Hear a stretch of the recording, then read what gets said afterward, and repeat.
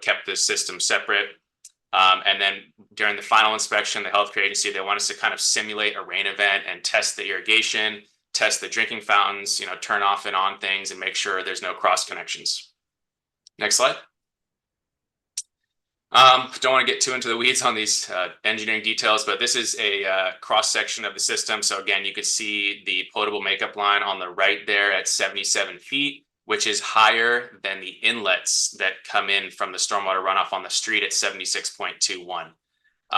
So the potable makeup supply line is higher than the stormwater can get. And in addition to that, the inlets into the stormwater system are lower than that line. So there's no way that they can, backflow into the city's water system. But then additionally, there's also the backflow prevention device as well.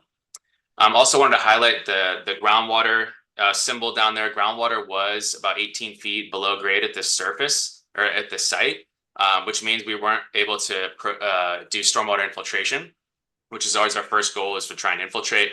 But what's really cool about stormwater capture and reuse for irrigation is the soils and groundwater conditions aren't nearly as important as for an infiltration project. So right off the bat, you're removing two huge engineering constraints for infiltration: the depth to groundwater and the soil type. When you're just installing some sort of underground cistern, it's a closed system and you're reusing that water for irrigation. So if this pans out, this could be a very successful strategy for the city to use in the future, because we're eliminating those potential constraints throughout the city. Next slide. So construction note 33 there, that's just showing the location of that mechanical skid that the stormwater gets pumped into with the 100 micron filter. And then you can see kind of a plan view of it on the right. So the water comes in from the left, goes through the mechanical skid and the filter, and then gets pumped into the 2-inch irrigation line and into the subsurface drip system. Next slide. All right, here's a couple construction photos. So you can kind of see on the left there the scale of the cisterns, right? Those are 9 feet tall. We did install both of these in July, early August, and they're both covered up now. And then on the bottom right is just the contractor doing the pedestrian walkway. Next slide. This is a photo of the mechanical skid. So that's the treated runoff that's going to come up into the skid there. And then on the right, it's going to be pumped out into the irrigation line. And then there's also a line that we can close the valve for the irrigation if we need to, and drain the water back down into the bioretention basin. So that's what that second line is there. Next slide. So that was all I had on the Bristol Tolliver project. So like I said, obviously it's under construction, so we don't have any kind of like lessons learned yet or maintenance challenges. I'm happy to share that in the future, but we're hoping to finish construction in March, and then we'll have some more thoughts on the feasibility and how well this worked in the future. Board staff also asked me to touch on a few other projects we've had success in the city, securing grant funding from several different sources for stormwater capture projects with multiple benefits. This is an example. This is our Ed Carruthers Park project. We have an underground infiltration system and 2 bioretention basins. Next slide. This was a $1.7 million Prop 1 grant. On the left, you can see the bioretention basin full, and then on the right, you could see it 24 hours later with no water in it. So it's working exactly as designed there, drawing down within 24 hours. Next slide. This is our downtown flood reduction project. This is a good example of implementing a multi-benefit stormwater capture project right in the middle of downtown Santa Ana. Obviously, super dense urban area. We got a $5 million Prop 68 urban flood protection grant from the Natural Resources Agency. This project includes an underground detention system. It had a cartridge media filter for pre-treatment, and then it has 13 dry wells. So these are photos of the contractor drilling the dry wells here. Next slide. These are the detention vaults. We installed 47 of these concrete detention vaults underneath a city-owned parking lot in downtown Santa Ana. The vaults are, about 6 feet tall, as you can see us kind of standing upright in there. And yeah, next slide. Is an aerial view, I believe. Yeah, here's an aerial view from a drone of all the detention vaults installed. And you can see those manholes with the concrete around the perimeter of that system. Those are the 13 dry wells that are going to infiltrate the runoff on this project. Next slide. So this is the completed photo of the project, right? So you would never really know that system is there. So we just got a brand new parking lot, new signage, new striping, new landscaping, and we have the system underneath it and an educational sign for the public to understand what's going on there. Next slide. Okay, I think this is the last project. This is actually my favorite project, even though it's the smallest. We had a kind of vacant, unused public right-of-way here, a lot of illegal dumping, drainage issues, and kind of an eyesore for our community. So we applied for a Caltrans Clean California Local Program grant that we got about $1.5 million to do a multi-benefit, kind of another stormwater capture pocket park. Next slide. Here's some photos during construction. This one also has underground infiltration and bioretention. So on the left is just the excavation for the underground infiltration. You can see we had really nice sandy soils here. And then on the right, that's me and my team. Those are the underground infiltration systems that we used for this project. Next slide. And this is the completed project. So there's those 2 bioretention basins. There's some community art, a hand-painted mural by a local artist, a neighborhood monument sign. It's the Artesia Pilar neighborhood. We have pervious concrete for the bike path. There's a new walkway, new lighting, signage, and obviously a lot of drought-tolerant landscaping.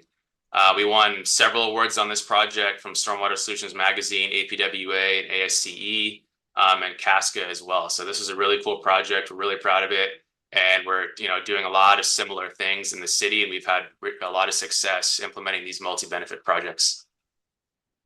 Next slide. And that's it. I think that's all I had. I'm happy to answer any questions on the Tolliver project with the reuse or any of our other projects we presented. Fantastic. Much appreciation, Mr. Foster. These are all amazing projects, and really appreciate the leadership and Santa Ana for all of this work.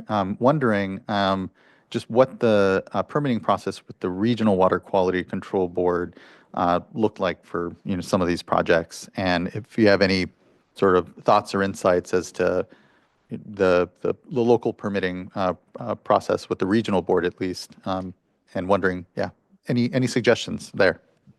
Sure. Yeah. So the city is a permittee on the North Orange County Municipal MS4 permit. So we do have permits from the regional board through that. Each project did not require a specific permit from the regional board itself for construction, unless it was subject to the statewide construction general permit, where we're disturbing more than 1 acre. But there was no specific construction permits required for each of these specific projects. That's great. It sounds like the local permitting program essentially captured or is permissive of these sorts of projects and is under the umbrella then of some streamlining that's gone on at the regional board around it. So that's helpful to know. Mm-hmm. Great. Looking to other fellow board colleagues. Vice Chair. Thank you for the presentation. Really interesting, and congratulations to all your good work in the area. I have 2 questions. One, and this is not just for you, but anybody else that presents. I'm really interested in schools, and I know we've got a little more work to do there, but I see the first project that you identified is right next to a school.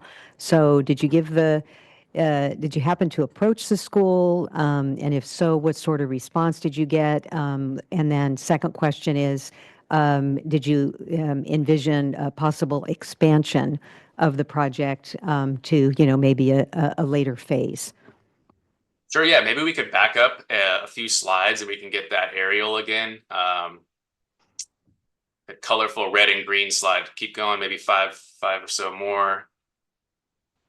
This one. While you're before Mr. Foster, before you answer, just I do want to give a plug. We do have 2 speakers that are going to be specifically speaking about schools. But yeah, Mr. Foster, please go ahead.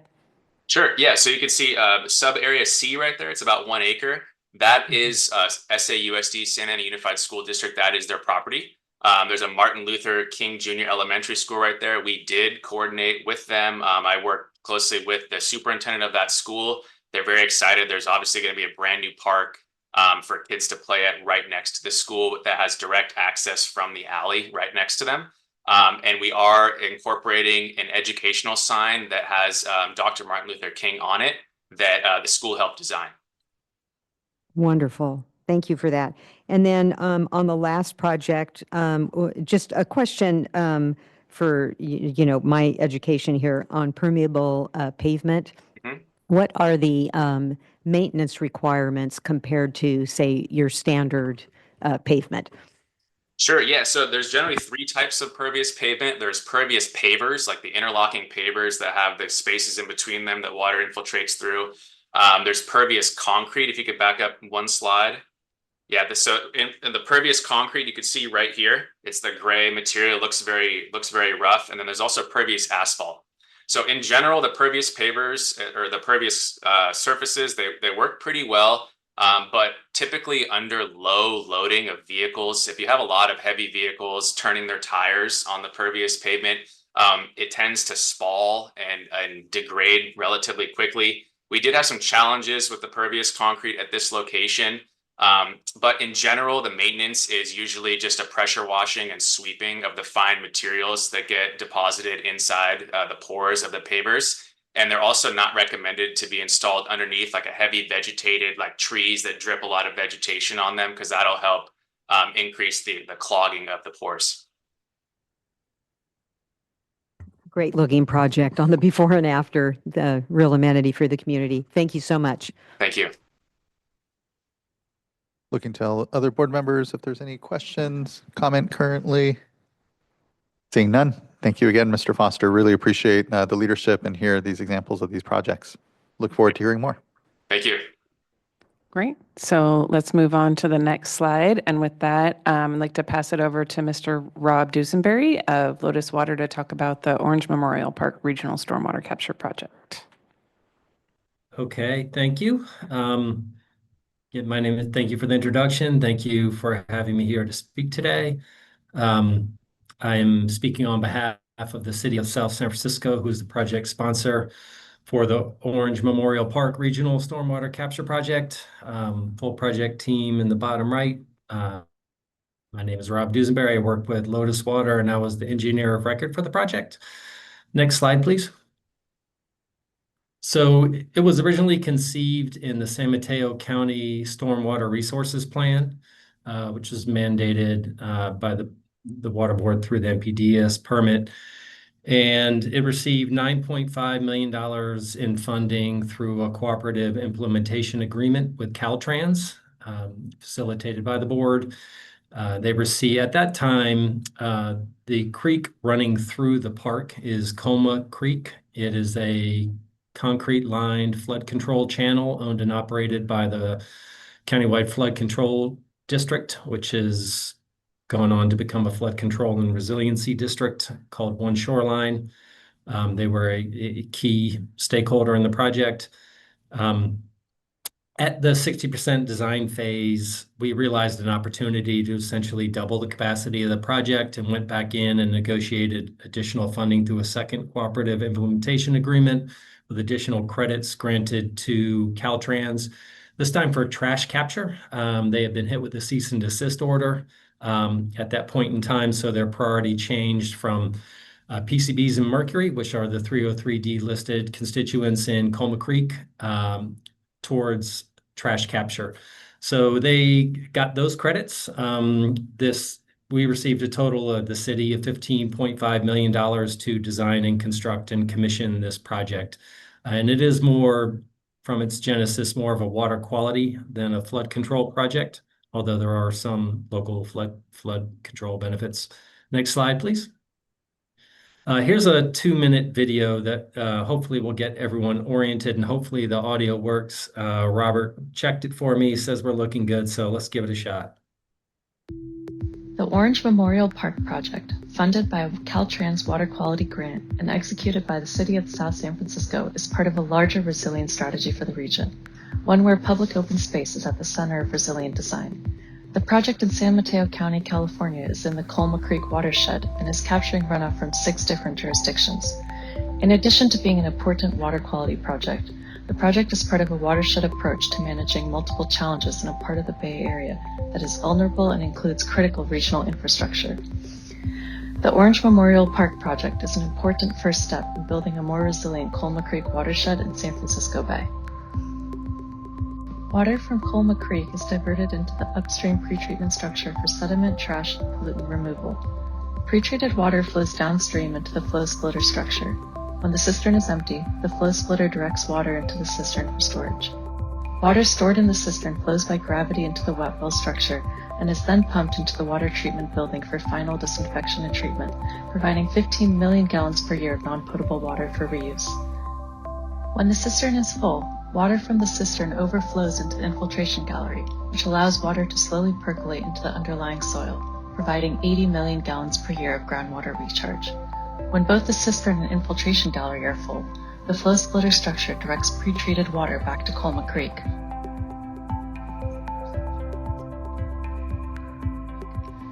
Construction of this first of its kind in Northern California project was completed in May 2022.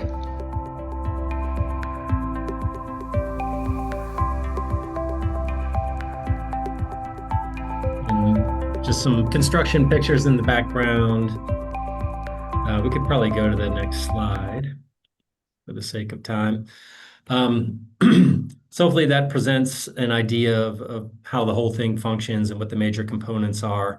We'll look at them piece by piece in a minute, but one of the really key aspects that allowed this project to happen, in addition to the partnership between Caltrans and facilitated by the board with the city of South San Francisco, these projects are space intensive.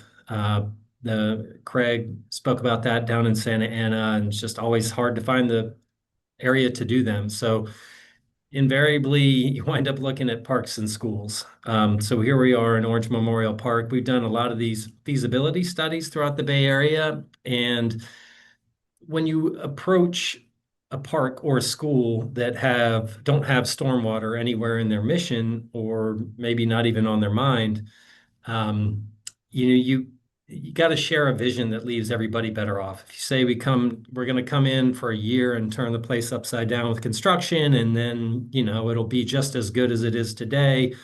Oh, we need access for maintenance, and you're restricted on your long-term use of some of the spaces. You're going to get a lot of no's. In this instance, the Parks Department was very cooperative through design and construction, and in turn, the funding was in part able to realize the long-term vision for the park. If you look in the bottom right quadrant where you see the baseball and softball fields, that's where all of the storage for the system went in. And we wound up being able to contribute about somewhere in the range of 15 to 20% towards a full upgrade. We were allowed to contribute replacing kind costs for what was going on at the surface. And that covered about 15 to 20% of a really major upgrade to those facilities: new bleachers, new scoreboard, new lights, new everything, new fields, and a permanent irrigation source for the whole park and a couple adjacent parks. So it was able to present a long-term vision for this project that left everybody better off. And that was really key to its realization. Next slide, please. Here are the areas that are irrigated. The viewports in the top right. View A is Orange Memorial Park itself. There are a couple adjacent linear parks that are also irrigated. We're able to tap into those systems. There's a combination of spray and drip irrigation, all purple piping, all signed. In total, it's just under 7 acres of irrigation area. Although I should say the north half of Orange Memorial Park, where it says recreational fields, is currently under construction to become new natural grass soccer fields. And they'll be brought online next summer. And they're responsible for about half of the total irrigation demand for our project. So it won't realize its full potential for that, and a couple other reasons that I'll touch on later in this presentation, but we hope to see the system realize its full potential this coming summer with the completion of those soccer fields, which would be about 15 million gallons of irrigation per year. Next slide, please. So looking at the components of the system, the video touched on them, and I'll get into them in more detail, so I won't talk through them right now, but just one thing to be aware for this project, it's operation and maintenance of the whole thing has come in at about $300,000 a year as a cost to the city. So this is another really key aspect to implementation. Sponsoring agency is going to want to understand funding, not just for the design and construction of the project, but can also frequently be done through a grant, but they're going to want to understand the caliber, the magnitude of the ongoing O&M costs and how those are going to be taken care of. I mentioned One Shoreline earlier. So Caltrans covered the first year of commissioning. One Shoreline donated for the next several years, and then the long-term vision for O&M funding is a cost and credit sharing. A very large amount of credits were generated for C3J under the Green Acre requirement, so-called Green Acre requirement, enough to satisfy for the whole county. And so CCAG, which is the City and County Association of Governments in San Mateo County, is leading the effort to try to create this program that will allow sharing of credits and costs for these programs to really support and give agencies the confidence that they won't be stuck with a big tab on the tail end of this project. So that's another really key aspect for these projects. So we're hopeful that there is a project like that in place in Contra Costa County, and we're hoping that there will also be one in place soon in San Mateo County. Next slide, please. So as we jumped into lessons learned, this project came online almost 3 years ago,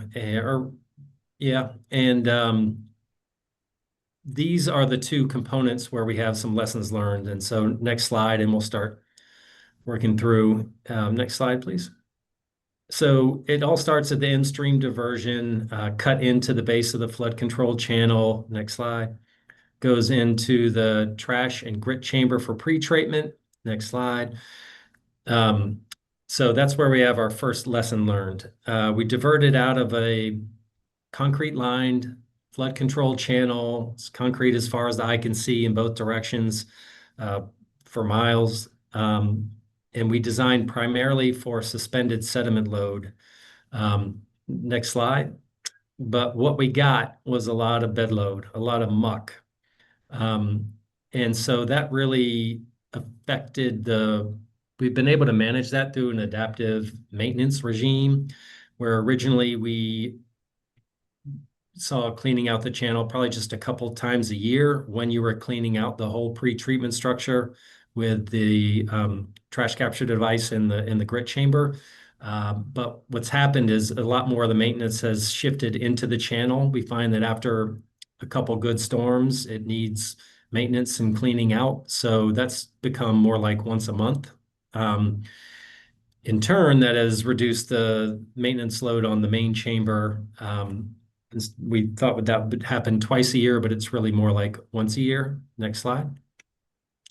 And so I would say if there's a lesson learned here is be aware, even in this environment, or potentially even coming out of a storm drain system pipe, there could be a heavy load of sediment, not just a suspended sediment. And so we put the trash rack as the first thing that happened once water was diverted into the system. And if I had to do it over again, would take a serious look on it being on the far side of the grit chamber because it gets mucked up with those fines and the silt and, kind of blocks the system after a couple storms. And so it's become a pretty frequent maintenance item. And that is one item lesson learned that we would maybe reconfigure the sequence of the pre-treatment structure. Next slide, please. Coming out of the air water, it's a very long diversion pipe. You might wonder why. One of what I consider real successes of this project, the whole thing is gravity driven and passive up until water gets into the wet well, where there are a couple of duplex pumps that push it through the water treatment system and then another booster pump on the backside. But the diversion, getting into the cistern, overflowing into the infiltration gallery, or being returned into Colma Creek, all of that is passive. There's, of course, a sluice gate at the diversion, so you can kind of turn it off when you need to for maintenance or servicing or what have you. But the water gets through the entire system into the wet well passively. And so from energy consumption, resource consumption standpoint, O&M standpoint, that's a real bonus. Next slide, please.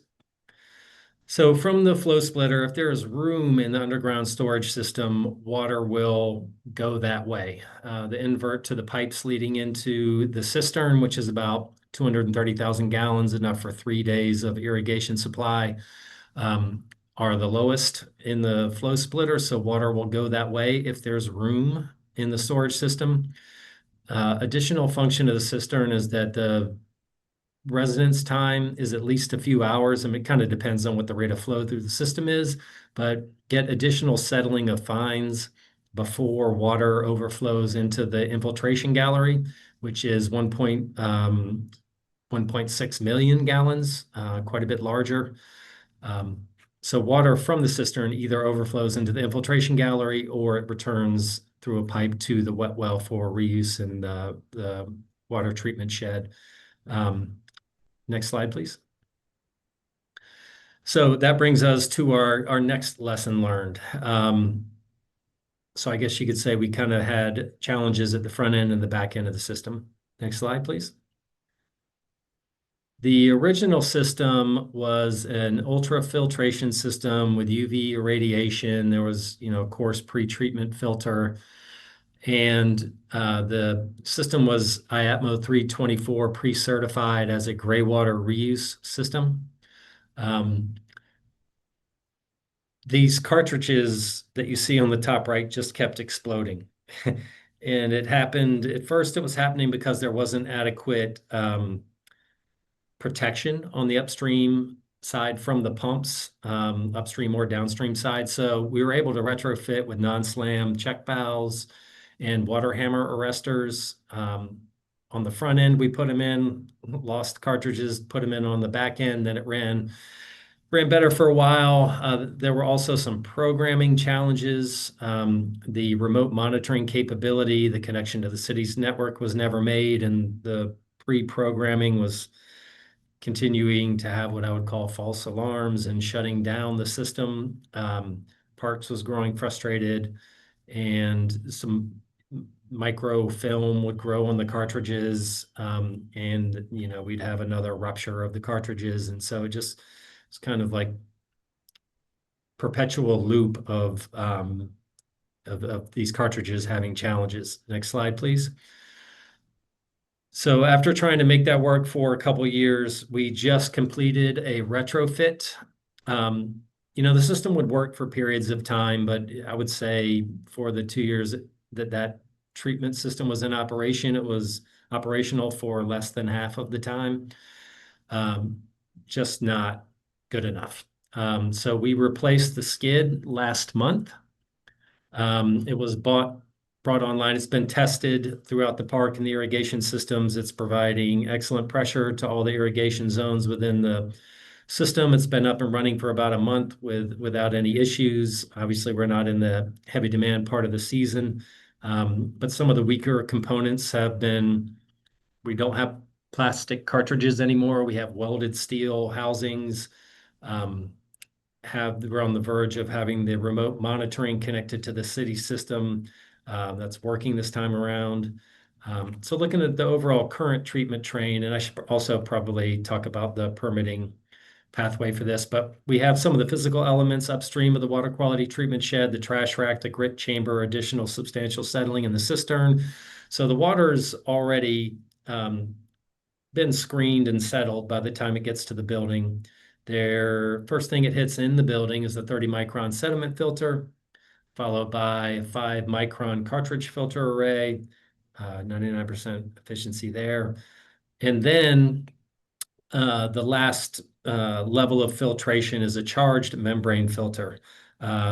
Provides 3.5 log disinfection plus very tight 0.002 micron net retention pore size. Once the filter is, because the membrane is charged, it effectively shrinks down to that level. And then on the tail end, we have it again, UVA dosage. Something we don't have in the system in the backwash tank for backwashing the filters is chlorine dosed on a regular basis. But we don't have really residual chlorine in this system, and that is because it all goes real time. There's no storage on the back end of the treatment system. It goes real time out into the park for application for irrigation. There's also a truck filling station, non-potable water truck filling station on the roadway adjacent to the park. But plants don't like chlorine, and we thought we were, and we think we are meeting all of the performance requirements. But I'll note the system has neither a membrane filter nor residual chlorine. So I have noted here that Senate Bill 966 looms large. It is not clear to me or anyone I talk to whether there's going to be a residual CT requirement, chlorine contact time requirement for water distributed. Would be problematic for our project because there is no storage downstream of treatment, and you would need that large scale storage and mixing and treatment contact time with the chlorine. We don't really have anywhere to put that. So we've performed a couple of years of water quality monitoring, performance monitoring. We're hitting all of the standards. We've submitted our first annual report for 2024 to the Water Board. We'll have another report coming up. We have really 4 parallel monitoring systems. There's flow monitoring, tracking the fatal water through the system. How much are we diverting? How much is infiltrated? How much is reused? And how much is returned to park? There's performance monitoring of how much PCBs, mercury, and trash are we removing. There is environmental monitoring because we're infiltrating above a drinking water aquifer, as well as discharging back into Colma Creek. So a very wide array of water quality monitoring to support those uses. And then lastly, we have the reuse system itself and spray irrigation, drip irrigation in the park. It's all done at night when the park is closed, but still the level of treatment is to the point that should be fit for human contact. We just, want to be redundant in our safety measures. On the permitting, we got a 401 cert from the board. That drove most of the monitoring that was required, and we have those programs in place to support it. We also got the 1602 from California Fish and Wildlife and the nationwide permit from the Corps. In terms of the water reuse system, it was, we called the county and said, we are going to irrigate within the park. They said, are you irrigating inside a building? We said, no, we are not. And they said, we have no jurisdiction, left it up to local jurisdiction so the city is their own reuse program, setting the standards and permitting and regulating the water reuse system for the park. And that wraps it up. I hope I didn't go on too long, but that is it for the presentation. Thank you. Many, many thanks. That was a lot of great information, great project. Appreciate it. And, I know that part of, our discussion here and desire is how do we on our side in the regulatory work continue to ensure that we're incentivizing and creating pathways. The other component is on the funding. And I think just wanted to ask you about the credit trading system that it sounds like it's around Green Acres, and it's likely, you said it was the C3J requirement. So I imagine this is a local requirement or ordinance, and there is an ability to potentially, trade credits when it comes to these green acreage requirements that are being applied. Just wondering, what, if you know of any other, and just wondering what other trading schemes may be out there that help fund, particularly say for the ongoing O&M for these projects, some of this work. Also noting, obviously, hearing that a lot of the funding for at least the projects we've heard so far, is coming from greening funds that are out there, and also Caltrans. And so I think it speaks to, one, certainly the importance that we're interested in, which is for our funding programs, where does stormwater fit? How do we continue to find pathways? But there's a lot of other dollars out there, especially now that I think of Prop 4 obviously out there. And I guess my note and question is just, these are complex projects. It looks like we're accessing different pots of funding for them. And just wondering if you have anything you'd like to add on how we might continue to ensure that we have appropriate funding and what those different streams might be, and interested in that credit trading program. Yeah, and the design and construction side, I think there's a lot of funding out there. The pause that I know agencies, or what is giving local agencies pause, or Bay Area agencies pause in pursuing more of these projects, because there are a lot, well, there are several that have gone into design but have kind of hit the pause button. Long-term uncertainty around credits and the burden of costs. So it's the O&M costs.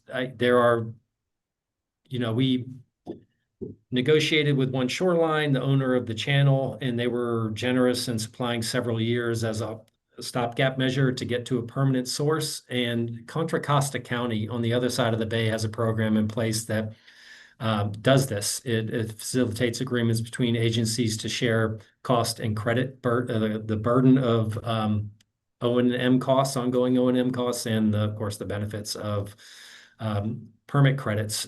So Contra Costa County has a working program in that regard. The one in San Mateo County being led by CCAG and Reed Bogert. If anyone familiar with their operation, that is in development. The problem in Contra Costa County, I think, is they're having a lack of. I'm just going to interrupt. I'm sorry, Mr. Dusenberry, but we actually have Contra Costa County here to speak about that specific credit program. Great. So we can probably let them talk about the issues in a few minutes. Try to speak on their behalf. Well, fantastic. Yeah, thank you. I appreciate that response, and look forward to hearing from Contra Costa County on the successes perhaps around their program on credit trading. Looking to other fellow board colleagues if there's anything further. Many thanks. Really appreciate it. Great. Next slide. So we're going to switch gears and we're going to talk about what Board Member Diadamo asked. One of the great ways that we've seen to encourage stormwater capture and use is to use school grounds. It's really kind of an untapped resource. And so we have two folks to speak about capture and use on school grounds. And I'd like to suggest maybe we keep questions, just for the sake of time, keep questions until the end of the two school use presentations, and then we can move on from there just to keep things moving along. So first off, I will hand it over to the Pacific Institute. Great. And go to the next slide. Yeah, thank you so much. And thank you to the STORM staff and to the members of the State Water Resources Control Board. We are thrilled to be presenting here today. Next slide, please. This is our agenda for how we will be presenting and the order which we will follow. My name is Shannon Spurlock. I'm a Senior Engagement Specialist with the Pacific Institute, and my partner in crime for today's presentation will be Dr. Sonali Abraham, who is a Senior Research Specialist with the Pacific Institute. Next slide, please. Sorry, I meant to say next, and then you get to see us there, and then next slide again. Thank you. So I want to acknowledge upfront that the work and research that we are highlighting was made possible through wonderful collaborations with our partners, including our technical collaborator, Second Nature, and our community-based collaborators, including the Council for Watershed Health and the Trust for Public Land, LA. It is through them and in that partnership that we will be presenting on our research and framework for prioritizing school-based stormwater capture and use projects. Next slide, please. So one theme I think has been, really repeated today and is always worth repeating again, is that stormwater capture and use projects are inherently multiple benefit use projects. When we speak about schools specifically, we can even expand those benefits. So for example, some of those co-benefits include that we are able to create green spaces in highly urbanized areas. We are able to ensure that the outdoor environment is cool enough for students to come out and run, play, burn off some steam before returning to the classroom to be ready learners. And that is because these green spaces help actively mitigate urban heat islands. A really nice thing about school grounds are also that they are community amenities. They are spread throughout geographies, and so that families are able to easily access their local public school regardless of where they live. Next slide, please. So it's with this knowledge, and I'm going to talk about a little bit about the background and what really inspired Sonali and I and our partners to explore putting together a framework to understand how do we think about the role of school grounds and school greening and the role stormwater capture can play. So, for example, I think someone may have mentioned this earlier, but public school districts are often some of the largest landholders in the communities where they are sited. And this is no different in Los Angeles County, where LAUSD, in fact, is the second largest district in the United States. And if they are not the largest landholder in LA, they're the second or third.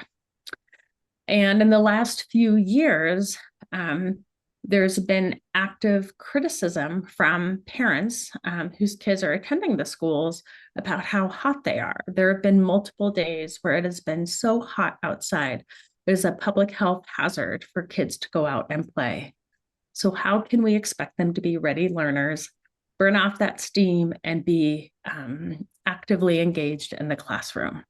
Well, this is where stormwater comes in. And one of the previous presenters made a very on-point observation that stormwater is not in the mission of schools.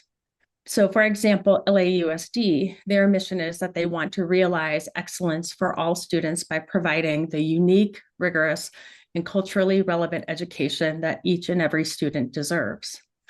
When we can see though stormwater is not explicitly called out in that, I think we can ask, through the multiple benefits that stormwater capture and use delivers, how can these projects, when sited on school grounds, contribute to school districts achieving their missions? Next slide, please. And with that, I will hand it over to Sonali to talk about our approach and how we help establish a framework to measure that. Sonali? Thank you. Yep. Thank you, Shannon. Appreciate that. So next slide, please. So I guess just to take a step back and kind of ground ourselves first in what we're doing, this project aims to develop a quantitative estimate, a volumetric estimate of stormwater capture potential on school grounds in LA. In order to do this, we kind of took a two-pronged approach where we engaged with community members and with public agencies in LA in order to make sure that all our research resonates with on-the-ground needs and goals in LA. We engaged with community-based organizations, NGO coalitions, the Flood District, folks at the Storms program, as well as LAUSD, but also other school districts as well. We did this through advisory group convenings throughout the course of the project, as well as one-on-one conversations and other little workshop-based things. Specifically, we engaged with the Council for Watershed Health and the Trust for Public Land LA throughout the project in order to make sure that all our research is relevant to on-the-ground needs. Next slide, please. So for the technical piece of this analysis, we collaborated with Second Nature. They are a software and science company based in Santa Cruz, and they provide stormwater management tools for the public and private sector with the goal of informing policy and decision making. We selected this tool and to work with this entity because they have a tool called Rain Stored, and that's the kind of screenshot that you see on your screen. And this tool quantifies the volumetric potential for stormwater capture at a highly resolved spatial scale, about 30 meters of spatial resolution. And then they also use publicly available data sets in order to estimate some co-benefits. So we use this tool. We estimated annual stormwater runoff volumes and pollutant loading, as well as ranked school campuses on 4 key benefits: water supply, water quality, flood reduction, and urban heat mitigation. And the idea behind this was One is that a quantitative estimate of the amount of stormwater capture available creates a ground truth for helping folks go out there and say, look at the potential that these strategies can provide and all these co-benefits as well. The ranking of the school districts of the schools is not intended to be a sort of definitive list, but instead it provides a way to use stormwater benefits as a way to figure out where to start, because it can be an overwhelming task to look at all the schools in the county or the state and figure out where to place your stormwater strategies. So the main quantitative outputs of this project was stormwater runoff generated, potential volume for stormwater capture, and pollution mitigation and impervious area, which I'll get into in the next few slides. Next slide, please. You can skip this one for the interest of time. Next slide, please.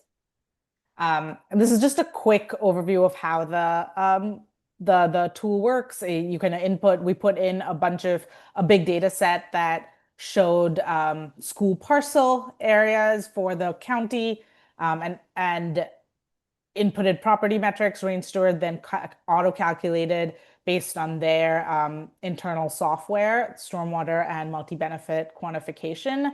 You're able to rank based on different metrics, based on different co-benefit metrics, and then they can also build a plan based on specifics that you add into the tool. So we used pieces of this to create this big picture understanding of stormwater capture in schools. Next slide, please.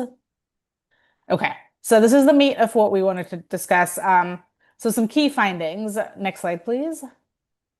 So we estimate that total stormwater runoff generated from LA County public school campuses is 3.15 billion gallons per year, which is about 9,500 acre feet. Out of this amount, so this is the total amount generated. Out of this, about 2.04 billion, so 2 billion per year, gallons per year, can be captured potentially to augment water supplies. Now, this can offset municipal demand. It can contribute to greening of school campuses without increasing demand and putting additional pressure on regional and local water supplies. We found in past research, it was found that urban surfaces in LA County, so the entire county, not just schools, generates about 358 million gallons per year. My point in establishing the stat is that school campuses out of that amount generates 2.4% of the volume of stormwater capture comes from schools. Stormwater generated in the county comes from schools. Next slide, please. So this shows you just a distribution across the 10 major watersheds in LA County. On this graph, you see the stormwater capture potential in the dark blue bar. Pollutant load that can be treated is in the light blue bar, and impervious area is the yellow line across the chart. What this kind of shows is that the stormwater capture potential and the potential for pollution mitigation is highly variable across the 10 watersheds, and the benefits that you can get across the watersheds are highly context specific and locally relevant to the region. So kind of grounding yourself in what's happening in the region is super important. The variability also kind of reflects the difference in the number of schools across each watershed, and therefore the amount of impervious area on the school campuses within each watershed as well. Next slide, please. So this is just a spatial distribution of the multiple benefits of stormwater capture across the county. So as I had said before, we had 4 key benefits that we looked at in this project. That was water supply, quality, flood reduction, and urban heat mitigation. This shows the top ranked school campuses across the county for each of the benefits evaluated.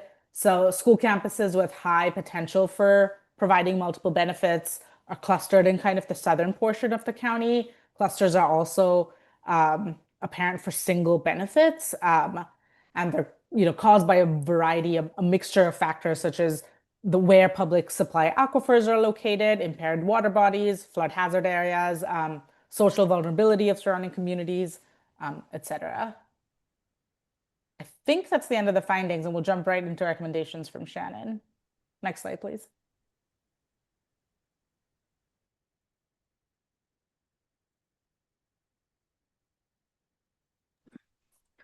Great. Thank you, Sonali. And I'll be very brief with the recommendations as I know we're at time here. So essentially, what can the role of the State Water Resources Control Board be as far as advancing stormwater capture and use on school grounds? There are so many different opportunities. One of the key recommendations is really under encouraging and helping to facilitate strategic partnerships. I think this has kind of come through very loud and clear, not just in all of the previous presentations prior to ours, but also all the different types of organizations from the school district to parks districts to community-based organizations. How many intentional partners does it take to actually move this forward? And I just want to highlight, I feel like some of what we've been talking about has been very conceptual with what's the amount of stormwater that's available? What are the multiple benefits that it can actually promote? And this is from Jackson Elementary in Pasadena Unified School District. And you'll be hearing from Amigos de los Rios after this, and they're the primary community-based organization partner to support the transformation of the school ground. Next slide, please. As schools are such important and centralized community assets, engaging students, the staff, and the surrounding community is a key portion in the ownership and care of each site and the active engagement after school hours for those communities that use the playgrounds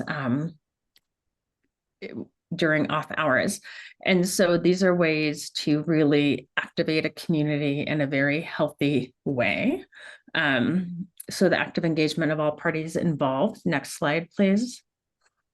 When looking at funding and planning decisions, very much focusing on using a multi-benefit lens and focusing on the outcomes that can come out of each of these projects. And say a benefit of also engagement with broader community and the students and the staff is there are always trade-offs with multiple benefit projects. So this also helps them prioritize what's most important to them when planning transformation on their grounds. And then the final slide, next slide, please, is there's been a lot of talk about new regulatory requirements for schools and best management practices and, potentially preliminary draft MS4 stormwater permits. And so just helping schools be proactive in their planning is something that it would be great to see partnership and support with the board and so that it puts schools and those communities in a better position. And with that, I will finish, and Snelly and I are happy to take any questions. Why don't we go, just in the interest of time, and we can hold the questions for the schools until after our next school one. So Robert, if you want to move to the next slide, and I would love to introduce Ms. Claire Robinson, the Managing Director of Amigos de los Rios. We're extremely lucky to have her here in person. She's come up from Los Angeles, and we're going to move from, I think, what Pacific Institute talked about for kind of what could be done to what's actually being done. So, Ms. Robinson, I'll pass it off to you. Great. Thank you so much. I can't tell you how thrilled I am to be here. Thank you for the invitation and the opportunity. We've had an awful lot of fun over the past 22 years enjoying stormwater, and we've worked with a number of agency partners from our local conservancy, CAL FIRE, Natural Resources Agency, and our county Safe Clean Water program. And just a little bit about who we are as a nonprofit. We essentially take a landscape scale vision, a watershed scale vision of the LA metro area. And we've taken the Olmsted Bartholomew plan that was Chamber of Commerce commissioned in 1930 for LA. And they talked about protecting the upper watershed, Santa Monica Mountain, rim of the valley, Angeles, and making beautiful greenways, multi-benefit greenways along the river corridors. But they were scandalized at the time how many people lived in the LA basin in 1930 versus the acreage of parks that you need for a world-class metro area. So fast forward 95 years, things have gotten a lot better, no, worse. we are public health challenged with our the amount of public spaces we have. So our first project was to connect with our local Indigenous First Peoples and understand sustainable living within the watershed.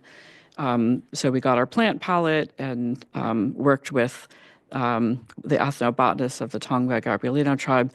And we started saying, how can we interpret this plan in contemporary real estate? And we hire recent college graduates in engineering, landscape, environmental sciences, et cetera, and they get paid to do complex, what we call green lasagna, real world complex projects with multiple stakeholders. So we really are fueled by the idea of children's right to nature and the Children's Bill of Health that we want to advocate for students, mostly in what we call the asphalt quilt, Title I schools within the LA area. They look at the mountains. Often students within the communities have never been to the mountains. So our first projects were along the San Gabriel River, sort of connecting the Olmsted Plan, the river greening with schools. And a lot of the schools were not benefiting from the river and the presence of connections to public lands. We learned very quickly that if you want to try to connect schools to nature, there are so many of them, and they're such trusted hubs for the community. They're places where people literally drop their students every day. They feel confident and connected.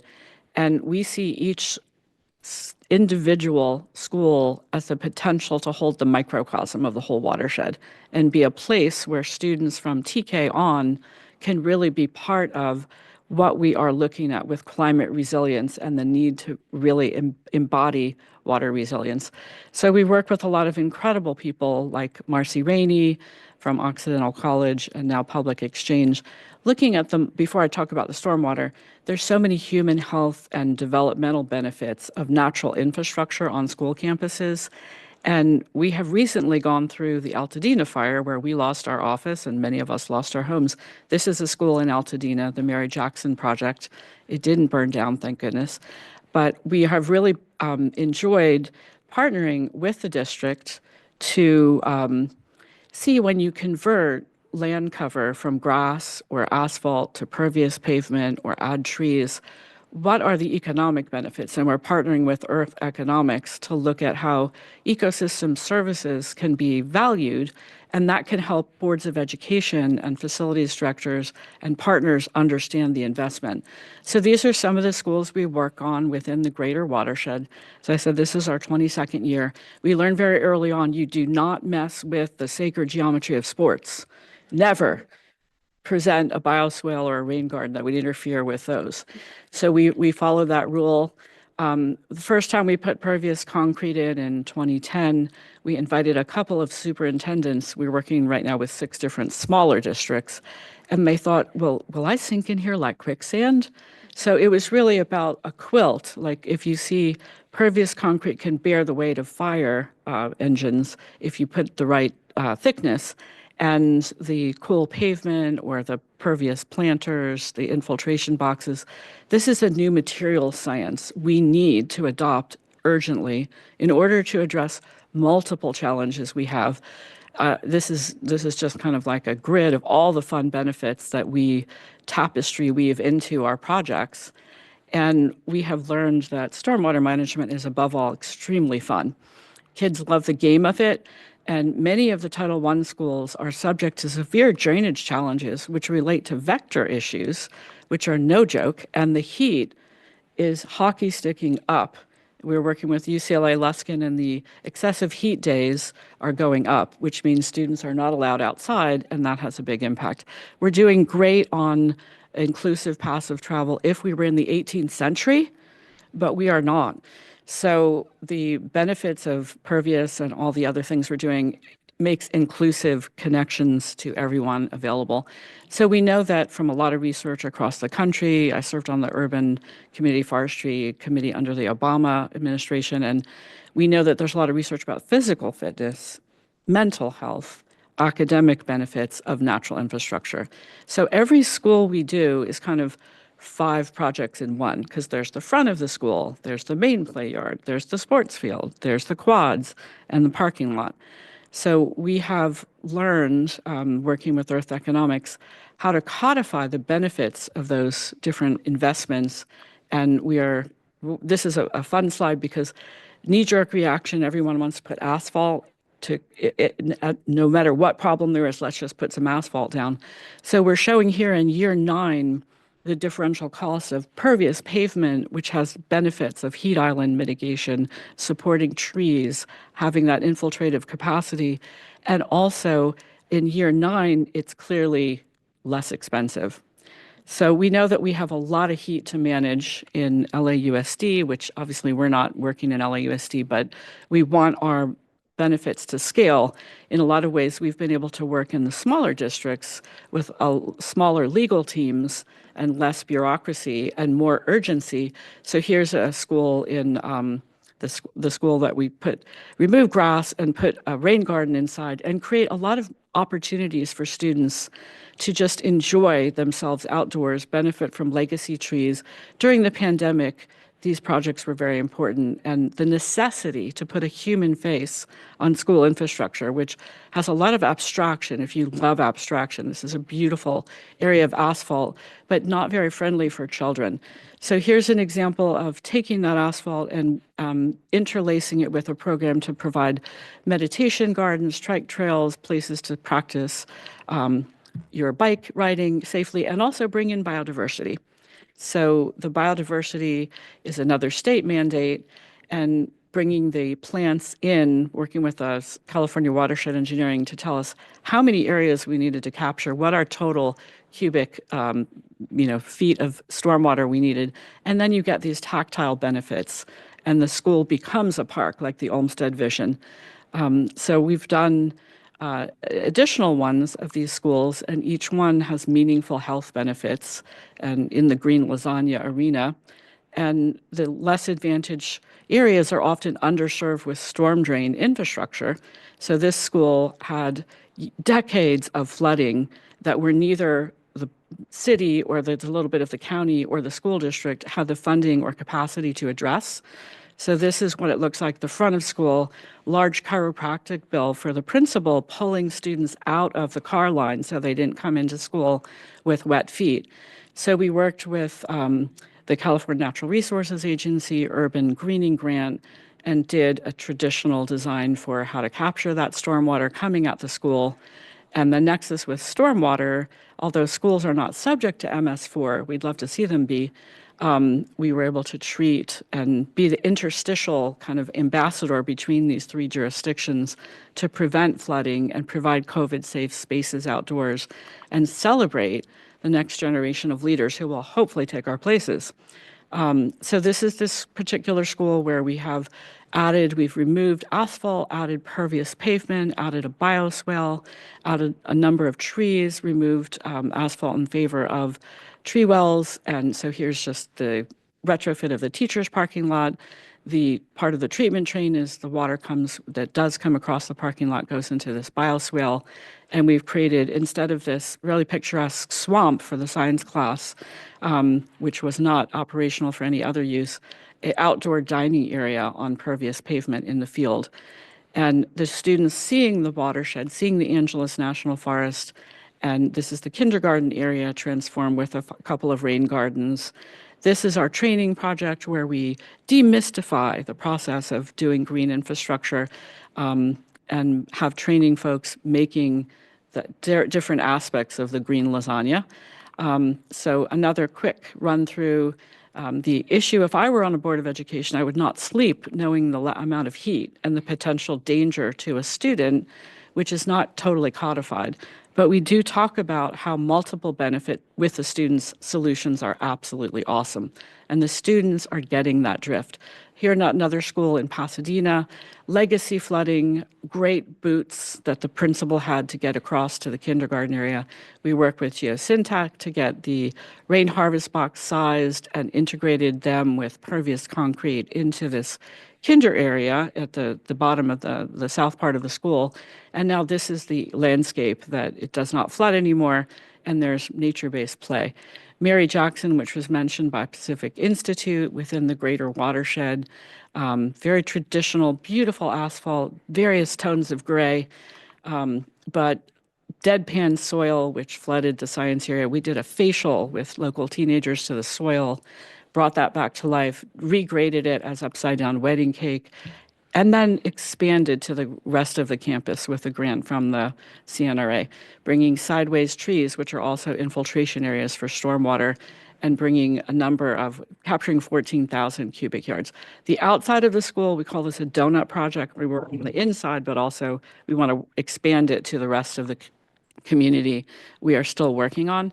But parents are very grateful that these transformations are made because it's more inclusive, it's more humane, and the educational master plans of these schools also coincide with individual learning, complexity on campus. So here you see this kind of park-like setting, which took the place of what used to be just one monotone sweep of asphalt.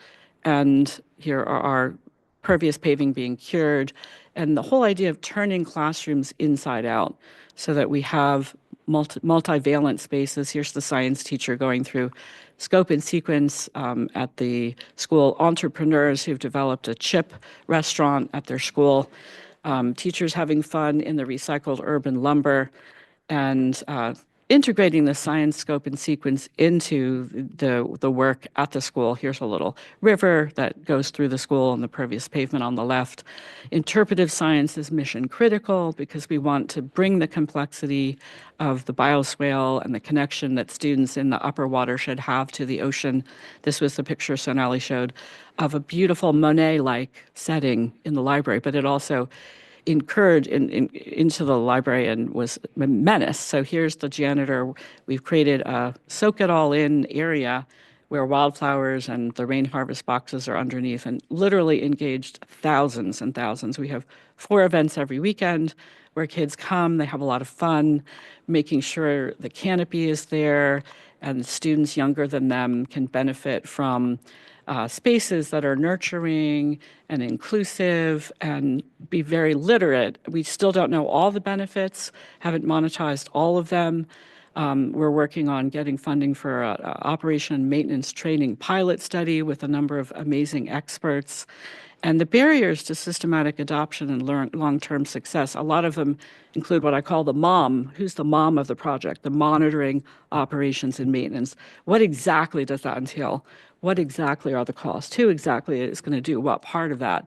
So we're wanting to codify that and work with private sector and different groups to help us be more aware of how that collaboration could really unfold. Thank you. Thank you incredibly, Ms. Robinson, for that rapid survey of the good work that is going on, but truly for your passion, for your leadership in this space. I agree completely with all the points you've made here when it comes to how these are our most multi-benefit projects and are benefiting the folks that we need it to most, the next generation of our students, and the importance, coming from myself. My dad was a teacher for 36 years over at Oasis Elementary School in the Coachella Valley. My mom worked for the school district as well. I know how challenging the job of educating our future is, and how hard it is when you don't have the facilities that promote that learning and promote that well-being of the students. And so just thank you. This is an incredibly exciting space. What I'm reminded of certainly is our DROPS program, that we were fortunate to have some dollars there in Prop 1 to fund stormwater interns and doing very similar work. And I think to your point as well, incorporating students into the actual work, understanding what's being built, testing, going out, doing water quality testing prior to building these facilities and then after, and really seeing it as a living classroom, to your point, on the outside, even as, these are huge policy issues, huge challenges we have. And as we make headway on those, the children themselves, seeing it, being part of it, being empowered by it, I just can't thank you and the Pacific Institute and our other presenters enough for the work that's being done. I have to give a shout out as well to your point around heat island effects. the Office of Environmental Health Hazard Assessment, I know, is doing a lot of work on heat indexes. And so we have a lot of opportunity here to work closer with our sister agencies, and importantly, to connect and understand the needs, especially of smaller schools that, you know, don't sometimes have the, I know, capacity to access grants or to bring in the funding that is most needed there. So consider us, truly consider me and ourselves here partners, and look forward to just figuring out how we do more and how we do better. Vice Chair, and this was your good focus. And so I feel real strongly about this. I think we've all been on campuses where there are green spaces, amenities, and, as you say, Chair, an opportunity to educate the next generation. And then we've been to others, and it is very sad. And I think this is a racial equity issue.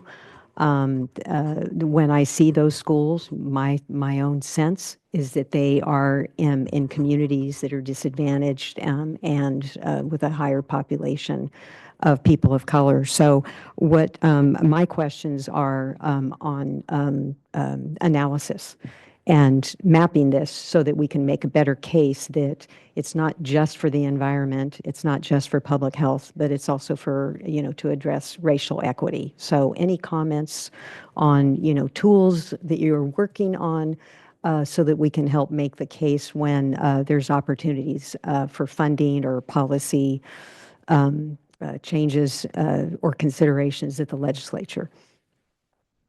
I'll just say very briefly that our nonprofit, as an environmental justice nonprofit, we only work in Title I schools, with the exception if there's a high special ed population, we'll also look at that school.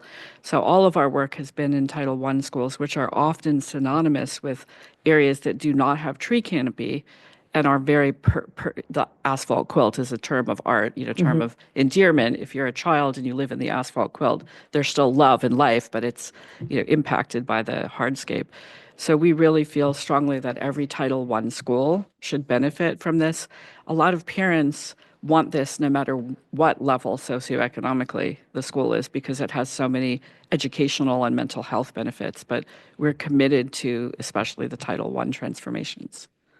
Yeah. And I think that it presents an opportunity for storms to really look at the potential schools. I think the work that the Pacific Institute highlighted earlier about what schools are prime and ripe for greening, and then kind of overlaying that with maybe some other data platforms that we can really identify where we need to focus our energy. And I think that's a great point, and something that I'd love to kind of dig into further. Yeah, I mean, I'm thinking of, comparison tool, Right. that shows your average school or schools in more affluent areas and the amount of green space that they have compared to disadvantaged communities and, where there are people of color. So I think it would be a very stark contrast. Yeah. Thank you. I'd like to let Sonali jump in here as well. But when we were looking at this framework and the research and analysis, there's also the opportunity, if I'm recalling, to do an environmental justice overlay.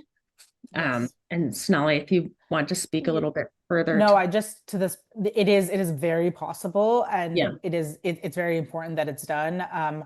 We have the wherewithal and the sort of knowledge and tools to do it. It just, we need a project and funding in order to do that. But I think it's a really important thing. I think there's a lot of anecdotal evidence. I think we all sort of know this and have seen it with our own eyes, but having something concrete to point to that does exactly what was described, I think, is very important.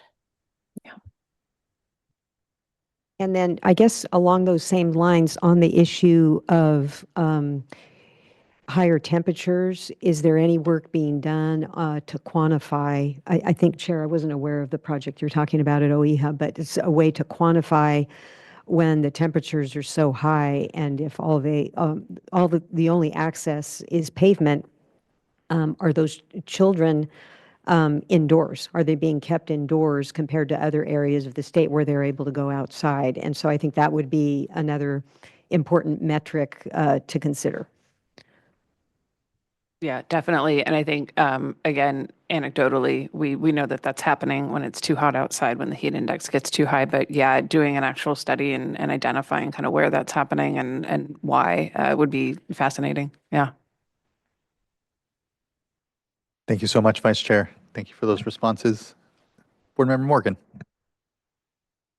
I just wanted to say thank you for your presentation. Definitely going to go back and slow down on a couple of those slides there. Some great information, especially just around just the health impacts overall on students and the heat and not being able to have the canopy and just the reduced temperatures that come along with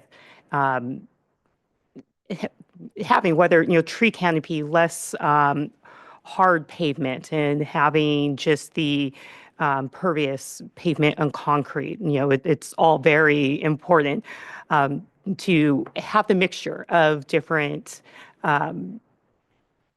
loss of words here, but and so just being a mother of a 10-year-old son who does not like to go to school on hot days because he's like, it is hot. If we go outside, it's going to be hot. If it gets over above this temperature, we're going to have to be out indoors, and I'm not going to be able to be outside, and I'm not going to be able to play. And, so just thinking about that and just all the children that are in that category, and also son having asthma and just not being able to really get that break from being in the classroom, that mental break that is needed to then return to the classroom to learn, to get why children go to school, to learn, and that time outside is needed to continue the education.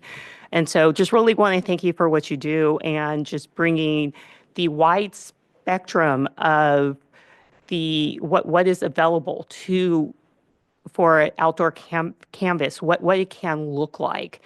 And it's not just a one size fits all type of design that goes into it. It really is a wide spectrum based on the school, the size, what is, what the age of the students, just a lot of things that come into effect there. And just having schools be a point within a neighborhood where you can go and have that green space and have a park and have that place. And why it is also important for education and the health, and it is a part of education.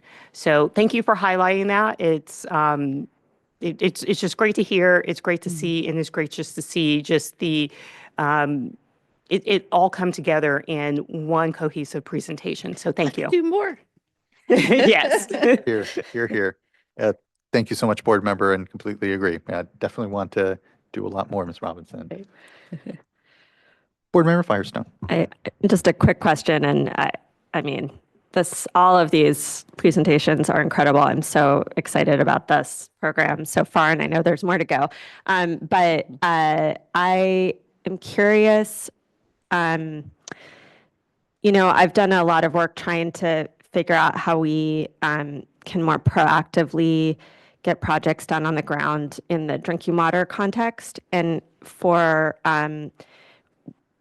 the SAFER program, we've done a lot of work around identifying where there's needs. So I think the program's talked about, the tools and research being developed, and the need to engage with communities to have them lead. But a big piece is that was missing on the drinking water side was the technical assistance to be able to work with, maybe maybe you all have been able to do this, but be able to work with the schools and connect it to and develop the projects so that they can be successful in getting the funding that I know we're going to talk about later. But a lot of times when there is funding, it passes by these areas because they haven't been able to do the planning and just initial design work. And so I'm curious what we talked about the DROPS program. That was a great, I'm not going to say one time, but a short-term, limited funding opportunity, but a great model.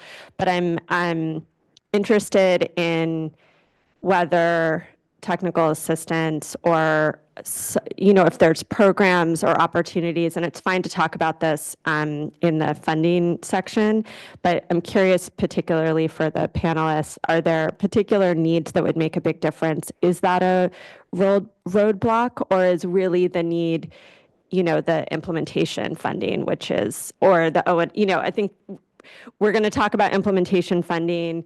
We've heard about O&M challenges, which is also a funding challenge, but I'm interested if folks have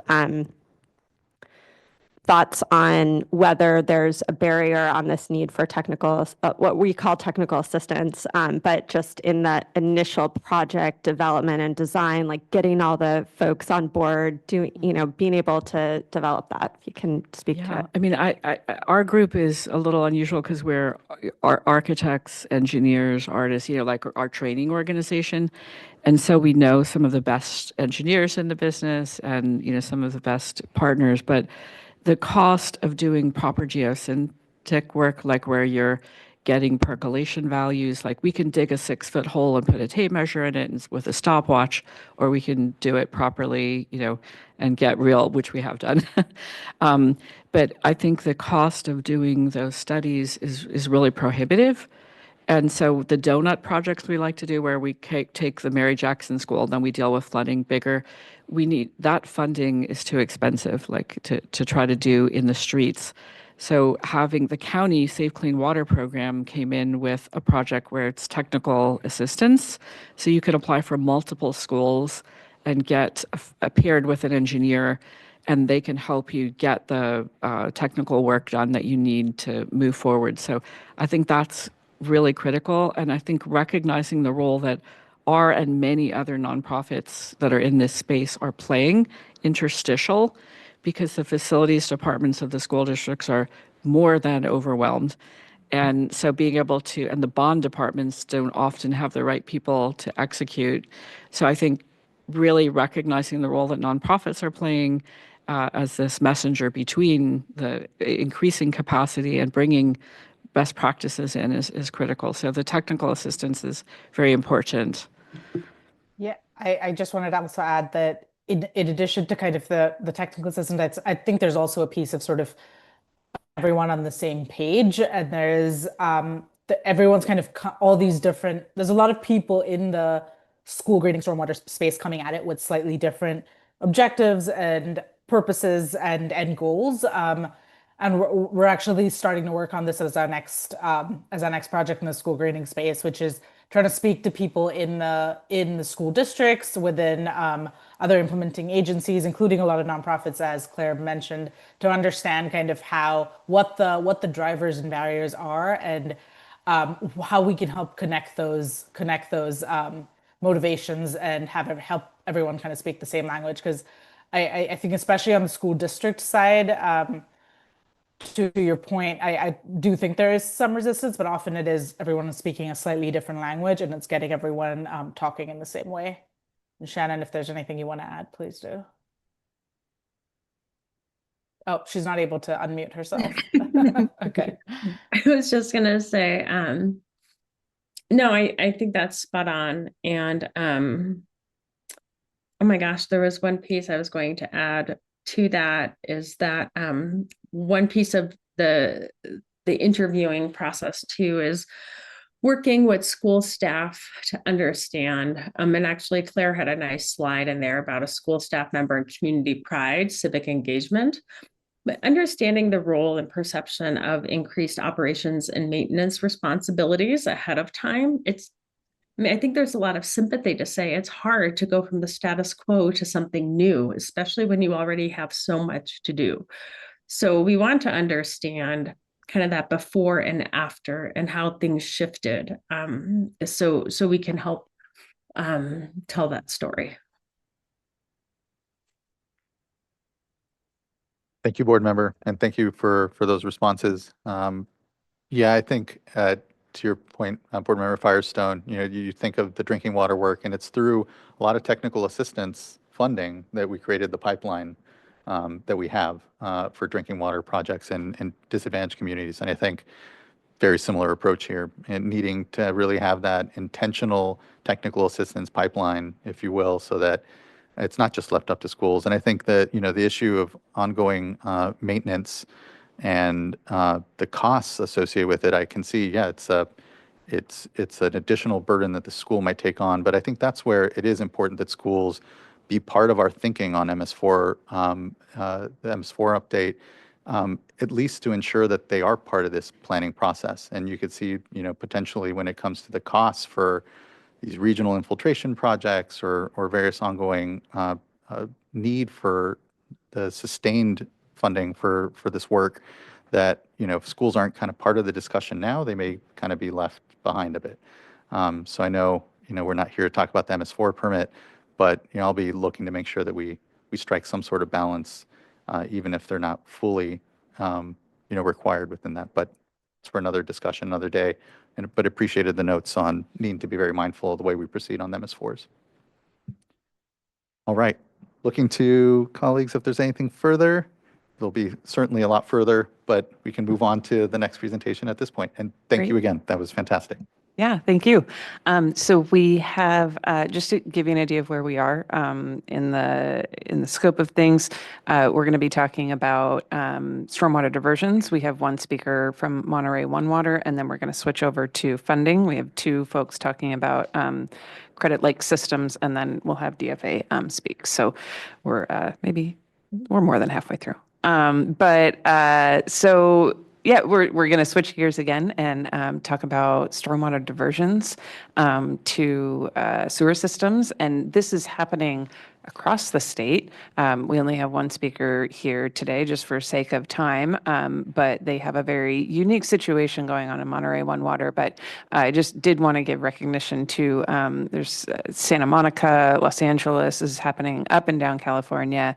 It's a great solution. Still need to kind of work through some barriers, but I'm going to pass it off to Ms. Allison Imamura to talk about Monterey One Water. Thanks so much. I hope you can hear me okay.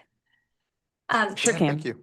Yep. Good afternoon, Chair Esquivel and board members and staff. My name is Allison Imamura. I'm a principal engineer at Monterey One Water.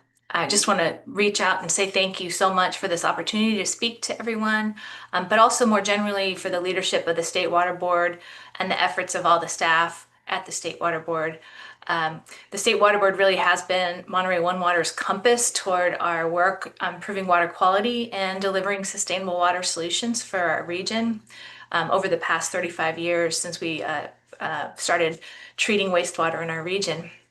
And more recently, we've some of you were able to attend our ribbon cutting for our Pure Water Monterey expansion. It's really a highlight that I'd like to talk about, and is one of the keys to our stormwater projects. You can go to the next slide. And then, yeah, so basically the State Board has been our key partner. We work with State Board and Regional Water Quality Control Board members continually. We truly appreciate the efforts as we were going through our process for Pure Water Monterey, dealing with our ocean discharge requirements, protection of public health and groundwater quality, achieving legal water rights for stormwater diversions, and funding assistance, of course. Also, just want to also thank our partners in Pure Water Monterey and our region, Monterey County and the Monterey Peninsula Water Management District, Marina Coast Water District, and our key cities in our region. The cities of Salinas, Seaside, and Monterey have been key. It really truly takes a village to get to the successes that we've had. Today I'm going to share with you some of the challenges that led to us to implement urban stormwater capture and use, and how we've translated that into projects that have had great results. And so the next slide, I'll get into it. So our Central Coast region is somewhat unique. We have no federal or state water supplies. We have no snowpack to rely on for seasonal storage. We must rely solely on precipitation that falls within our watersheds and stored in reservoirs and groundwater basins. Some of the key aspects of our area include that we're the area includes the salad bowl of the world. We have a valley that stretches the length of the county. $5 billion worth of crop production occurs from the valley, and more than half of the leafy greens that are used throughout the country. The Monterey Peninsula hosts millions of tourists every year because of the beaches, golf courses, Monterey Bay Aquarium, and the Big Sur Coast. It's $3 billion per year of economic activity.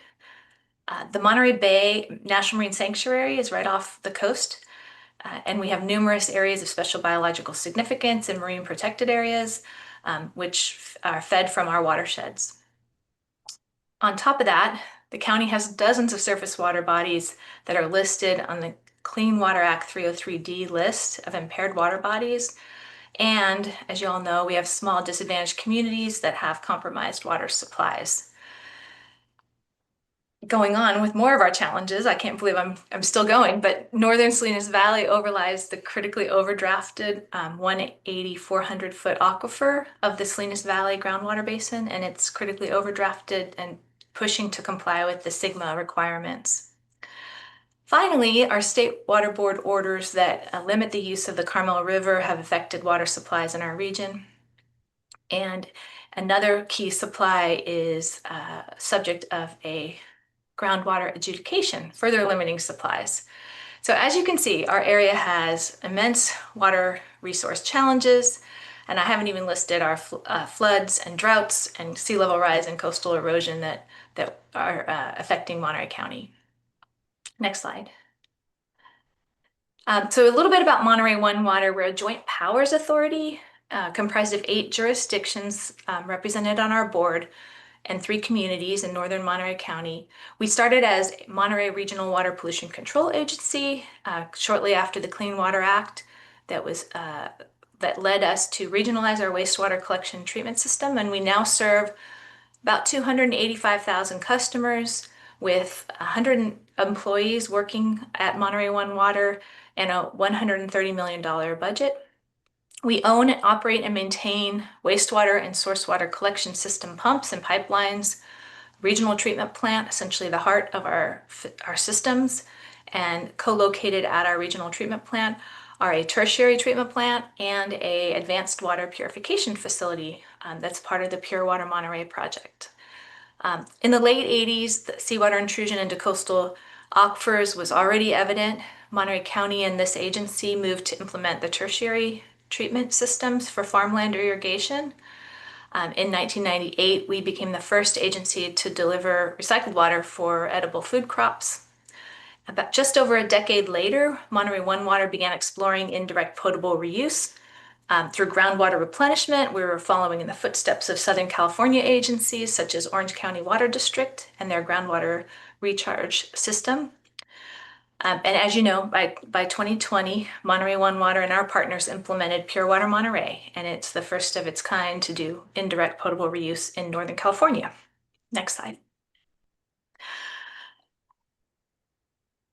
To unlock the story of our region's stormwater capture and reuse efforts, I wanted to start with just some background on our water planning studies and inflow to our wastewater treatment plant. When the regional treatment plant was first constructed in 1990, we only had 3 sources of water coming in. They were all municipal wastewater from the areas of Castroville, Moss Landing, City of Salinas, and the Monterey Peninsula area. The City of Salinas at the time maintained their own separate industrial wastewater collection and treatment system that was specifically for food processing wastewater, primarily lettuce washing. Next slide. Monterey One Water treats wastewater for 3 reuse customers. One is for farmland receiving tertiary water, as I mentioned, that helps the agricultural interest in the Salinas Valley deal with the threat of seawater intrusion from the ocean. And due to the self-reliance and the Monterey Peninsula's water supply challenges of the State Water Board's cease and desist order on the Carmel River, every drop of water makes a difference for the Monterey Peninsula. Some projects were successfully implemented in our area before Pure Water Monterey, including a golf course irrigation project in the Carmel and Pebble Beach area, and a Carmel River aquifer storage and recovery project which stores water in the Seaside Basin when excess water is available in the Carmel River. This project is likely going to surpass 5,000 acre-feet of stored water at the end of this water year.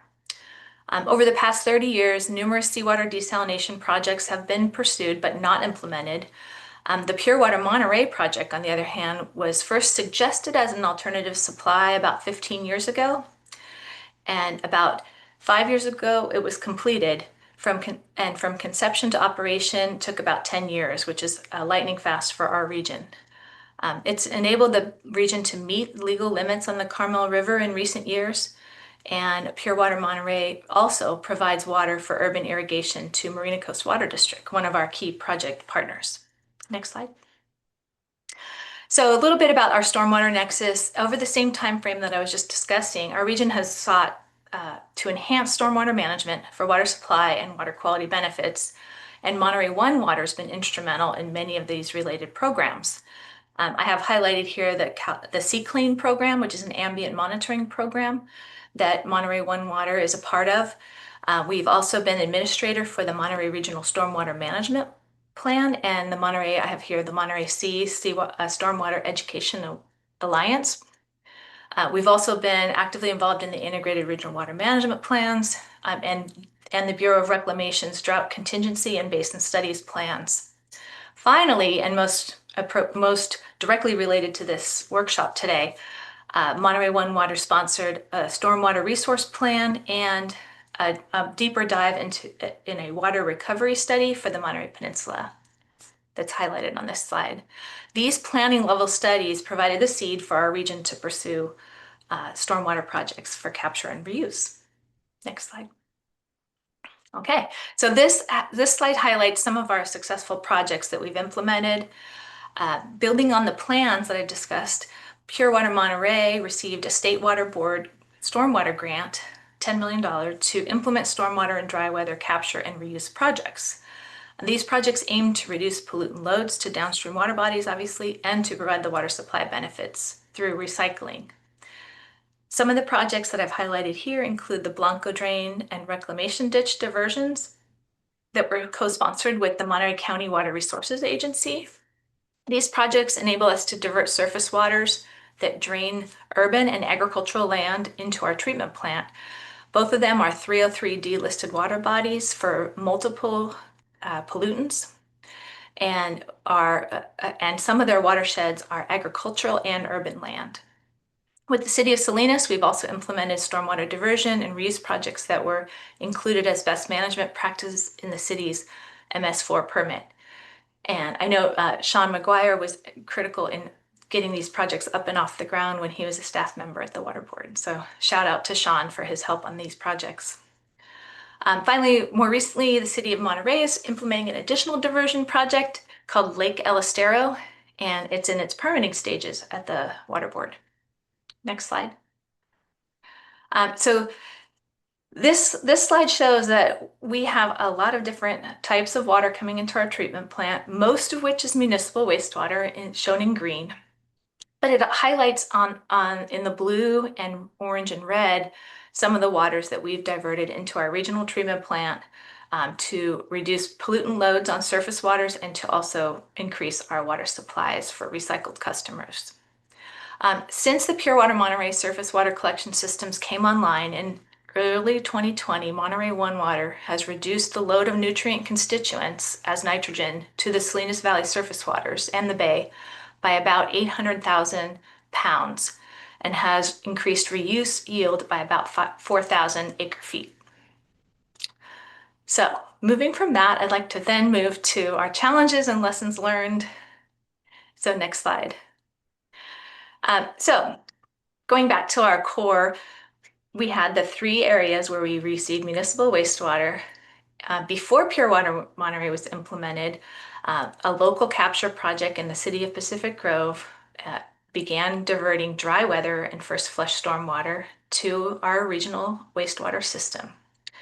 In addition, in about 2013, we started diverting industrial wastewater to our system periodically to be able to give the city of Salinas' industrial wastewater facility increased capacity and to provide additional water for irrigation of farmland. Next slide.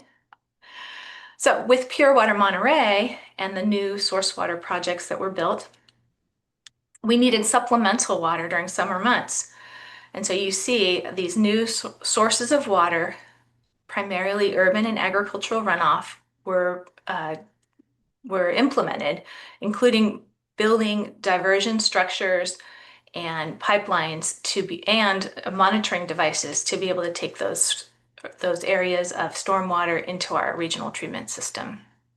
The permitting and stakeholder processes to implement these projects were extensive. The team worked many years with local stakeholders and landowners, with the U.S. Fish and Wildlife Service, NOAA Fisheries, California Department of Fish and Wildlife, state and regional boards. But ultimately, water rights were received and construction permits were received in about 2018, and those projects were successfully constructed. Next slide. So project implementation does have its share of challenges, and I've lived through a lot of it. So the gray area I'm going to focus a little bit on just to give a sense for what these challenges presented. Next slide. So this is a schematic of one portion of our source waters projects called the Salinas Stormwater Projects. And to implement these, we had to figure out a way to convert winter water into summer supplies. We needed to find a way to have some seasonal storage. So we are conjunctively using the city's industrial wastewater treatment facility as a place to store water during the winter and be able to have it be available in the summer months when the recycled water demands are higher. This is highly dependent upon capacity at the Salinas treatment facility. And so we have been working very closely with several of our regional partners and developing plans and operation protocol to be able to use stormwater more effectively. But it does present its challenges. This figure shows how complicated we are in our codependent infrastructure needs, because you see our city infrastructure is as important as the Monterey One water infrastructure in being able to capture stormwater and accrue the benefits. The city does benefit from the stormwater capture due to its MS4 permit and the best management practices, but quantifying those benefits for the city is difficult, and there's not the same level of motivation and resources at times to capture and make sure that those resources are reused effectively. Next slide. To put all this into perspective with Monterey One Water system, this is our One Water approach. It gives you another taste of the complexity with various waters on the left side of the slide, various waters entering our regional treatment plant system. We have an amazing team of laboratory, compliance, operation and maintenance staff at Monterey One Water that is able to monitor closely, adjust treatment plant processes to be able to accommodate changing quality and quantities of waters through our primary and secondary treatment processes. And they've successfully met water quality standards over the time period of the project since 2020, which says a lot about their capabilities and our ability to be adaptable. The treated water from the primary and secondary treatment process also goes to 3 separate purposes, as I briefly discussed, either to our tertiary treatment plant, to our advanced water purification facility, or for safe and water quality protected discharges to the ocean. Next slide. Okay, so details on the lessons learned. Treating a variety of source waters, especially storm water, to enhance recycling comes with its challenges. It's difficult to calculate and recoup fair share costs, making sure that, as other speakers have said, that we have some source of funding for ongoing operations and maintenance. Typically, the water supply side is taking a lot more of the cost load on these projects, not necessarily those that benefit on the water quality side. And so Again, state funding was so critical for paying for the capital costs, but honestly, costs are very high compared to the benefits. Working with multiple stakeholders with disparate interests requires time, money, and patience. Seeking those co-benefits and continual communication is critical. Our regional partnerships continue to be super critical for continued success of the projects. The importance and difficulty of seasonal storage for meeting recycled needs with stormwater cannot be understated. The non-potable recycling demands peak in the summer months and are negligible when stormwater is available. So the critical and the key, I think, the key to unlocking this as a resource and as a successful project is really the Pure Water Monterey project, which uses the groundwater basin for storage of purified recycled water, converting those winter excess stormwater flows to yields in the summer months. Pure Water Monterey was essentially the key to being able to unlock the benefits of stormwater capture. And with that, I'll take any questions you might have. Thank you incredibly. I know the Monterey One Water Project, the Pure Water Project out there is just an incredible example of the innovative thinking that is going on.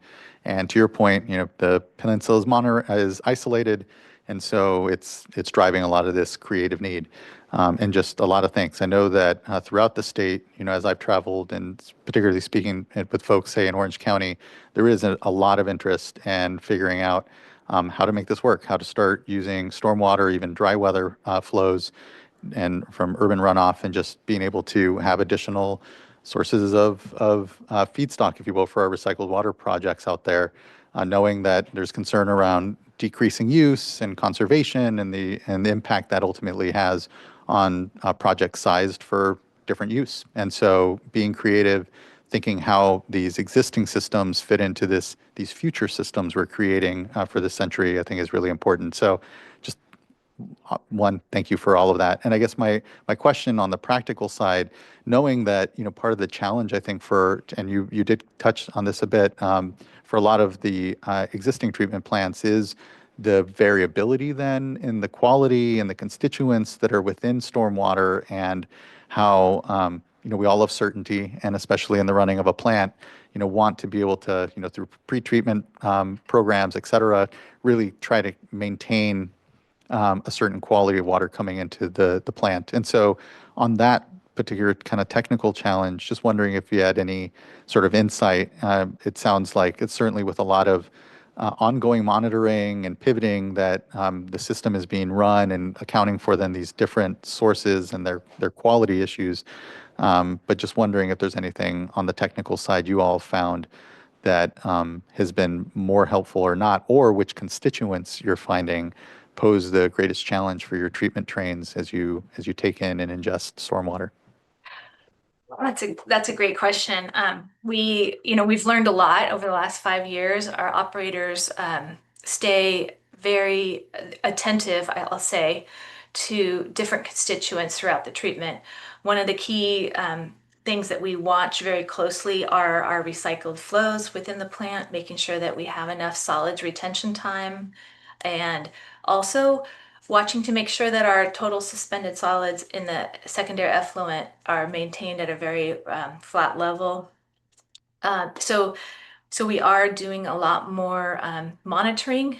We recently installed a Sentry device, which shows some indicators for anything that might disrupt our biological treatment plant processes.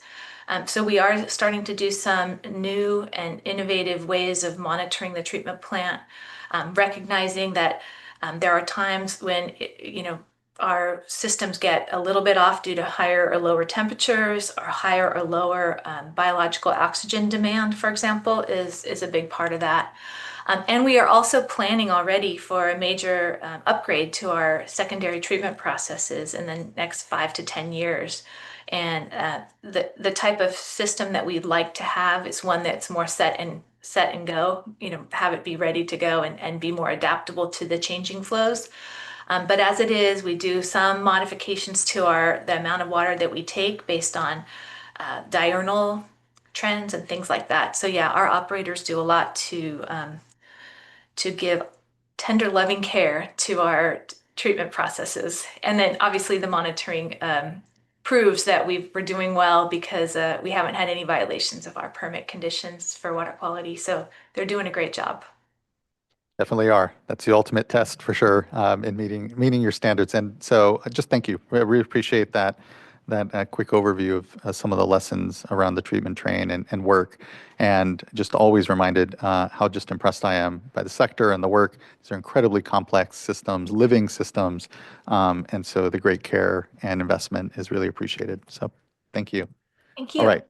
Looking to fellow board colleagues if there's anything on this. Seeing none, we can move to the next presentation. Thank you so much. Yeah, thank you. So now we're going to switch over to the funding side of things. We have two speakers to talk about alternative compliance pathways and stormwater credit systems.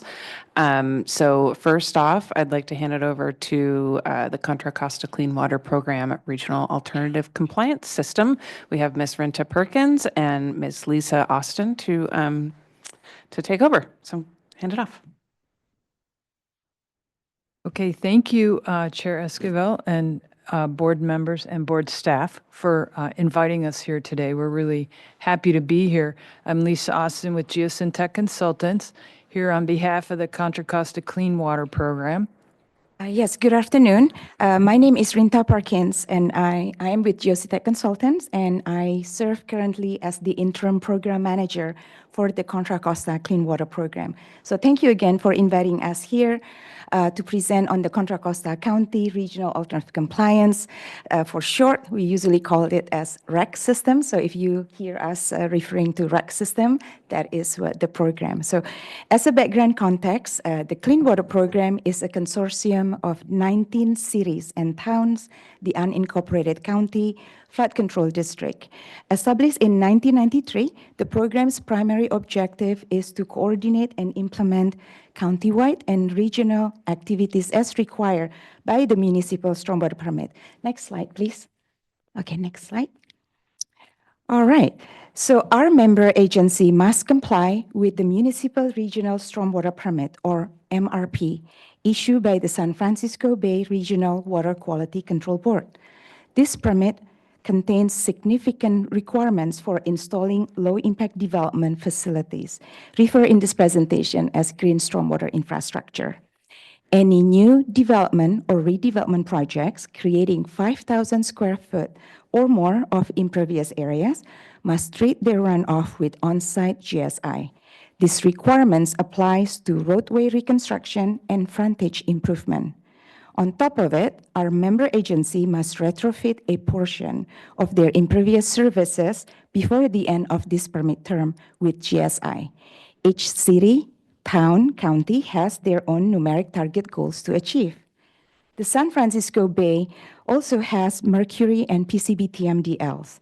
Installing GSI in targeted areas help to meet this goal. Next slide. All right.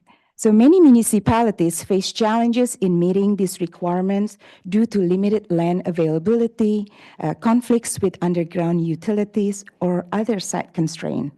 Aside from the initial capital cost of designing and constructing this GSI, municipalities have obligation to maintain, repair, and replace them in perpetuity. Most grant funding can cover construction costs, but unfortunately, it is typically not available to fund ongoing O&M. And I think in the previous speakers, they also mentioned the ongoing O&M is a big deal. I mentioned earlier about the mercury and PCB TMDL. Within Contra Costa County, these pollutants are primarily found in a few municipalities. They are highlighted here in orange color on the map. Many old industrial areas are located around the edges of the San Francisco Bay, and some are within disadvantaged communities. So as a result, this creates an undue financial burden on the few permittees to meet the TMDLs for the region. Next slide.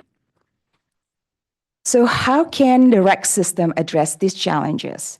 To meet permit requirement and overcome challenges, the Clean Water Program created the system. The system provides a flexible, cost-effective, and scientifically defensible off-site alternative compliance option for new and redevelopment projects.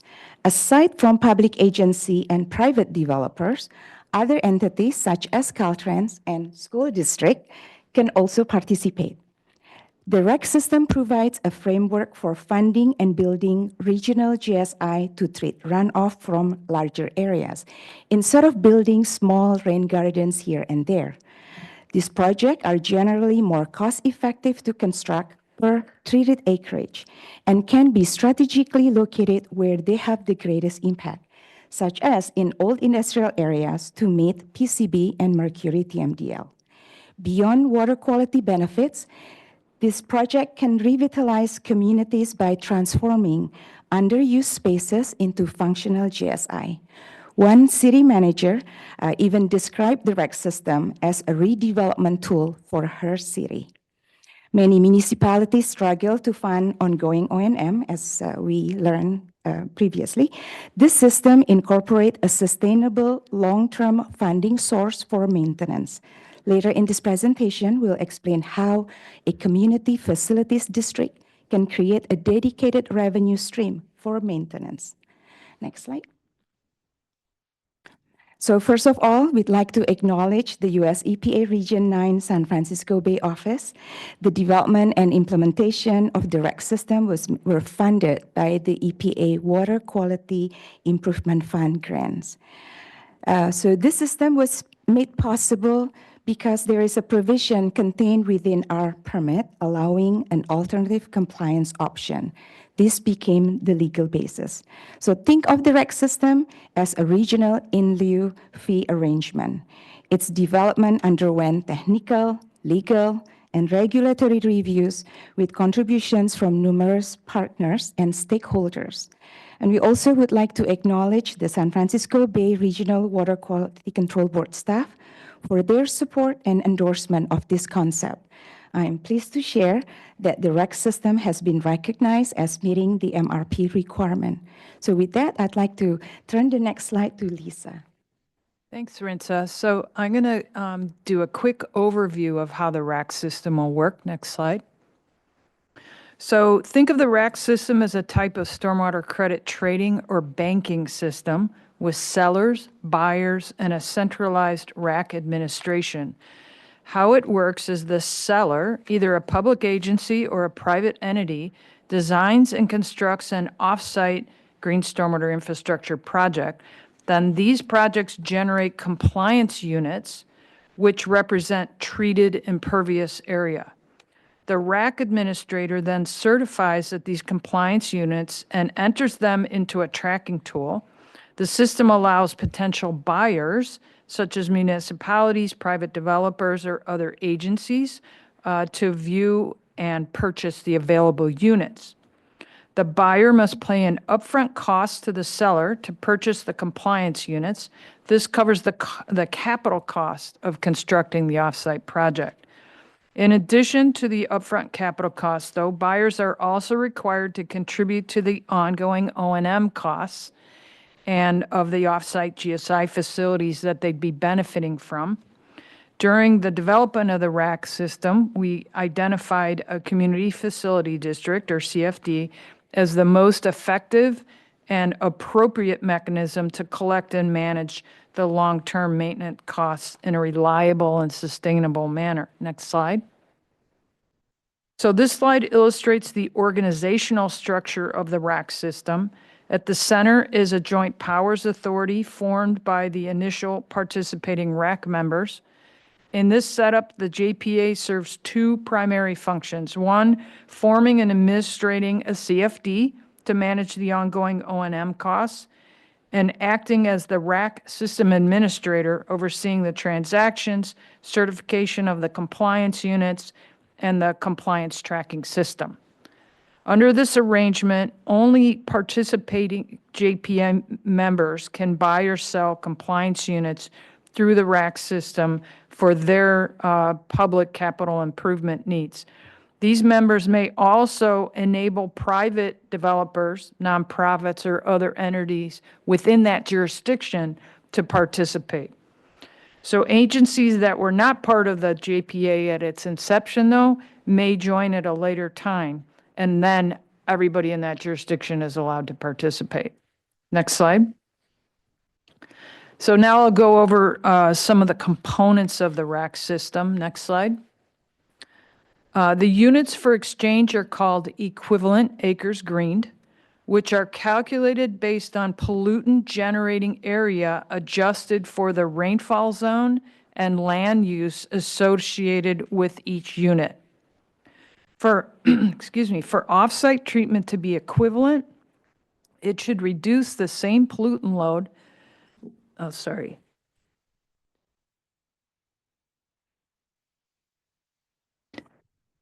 Plus provide a net equivalent, sorry, hold on.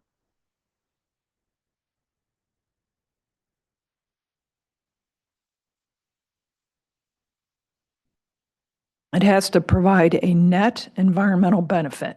The rainfall and pollutant ratios are used to calculate equivalent load reduction, and the net environmental benefit ratio increases that. Next slide. This slide illustrates the rainfall zones across Contra Costa County. Purple is highest, red is the lowest rainfall depth. Next slide. This table presents the pollutant ratios based on the buyer and seller land uses. Industrial is highest, residential is lowest. And next slide. For the net environmental benefit ratio, the standard is 1.1 to 1, or an additional 10% load reduction. But if the offsite project is treating old industrial areas, so therefore benefiting the TMDLs, or the municipality is buying credit for offsite GSI retrofit compliance, then the ratio is 1 to 1. So no net environmental benefit ratio is required. With that, next slide. Turn it over to Rinta. All right, thank you. Next slide, please. All right, so where we are today, just a quick overview here. We have completed phase 1 of the project, which was the REC system framework development and initial pilot exchanges within the county. We are currently in phase 2, which is the implementation stage. Out of the 21 member agencies, 12 have confirmed their interest in joining the REC Joint Powers Authority. So we are moving along. We hope to complete the rollout by the end of fiscal year 28-29. Phase 3 will involve making the REC system fully operational. Next slide, please. All right, so this table outlines key tasks and milestones for the next year. We completed informational workshop gear for various stakeholders group. This includes stormwater managers, public works director, planning directors, city managers, and city attorneys. Next month, we will begin our meeting with the 12 interested agency to review the JPA draft agreements, prepare templates for council staff report, and resolutions to form the JPA. Concurrently, we are identifying GSI projects to exchange. We already have 1 project ready to be exchanged under this system. So this system promotes a public-private partnership. We have 1 private developer has expressed an interest in building GSI on an underused parking lot within an old industrial area. We also have initiated discussions with Caltrans District 4 office regarding their needs for off-site mitigation measure and potential funding opportunities.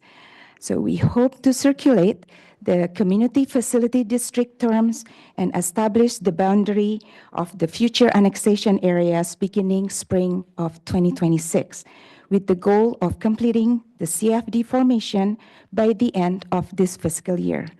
With this schedule, we would like to initiate our first compliance unit exchanges in fiscal year 26-27. Next slide. All right. It has been almost 3 years of this journey, and we have several lessons learned to share, and some recommendation for the State Water Board. So on the compliance and approval, the REC system was made possible because our permit allows for an alternative compliance option if we are not able to construct GSI on site. Stakeholder engagement is important in getting permittees buy-in.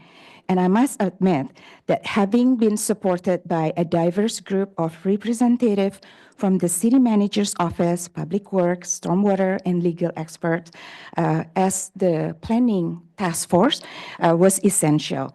We tailored the workshop materials specifically for that group of stakeholders, and we help anticipate the kind of questions and concern that they might have. So I am going to take a detour here a little bit because of the school greening projects. So I mentioned earlier that the REC system foster a public-private partnership. This vehicle can also be used to collaborate with the school district, except there's really no incentive currently under our current permit. So going back to our recommendations is for the State Water Board to provide a clear statewide language in the municipal and PDS permit, allowing similar alternative compliance option. Currently, our compliance metric, as Lisa shared, was equivalent acres green, which is based on pollutants ratio and impervious areas treated. That's it. Now, there is no incentive for reduction in the urban heat or collaboration with the school district. It would be nice to have that compliance metrics expanded.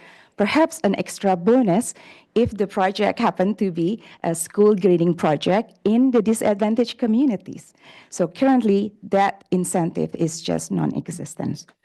So another recommendation is to develop a standardized statewide framework outlining the minimum requirements, documentation, and demonstration steps for compliance. This would avoid the need for region-by-region interpretation and negotiation.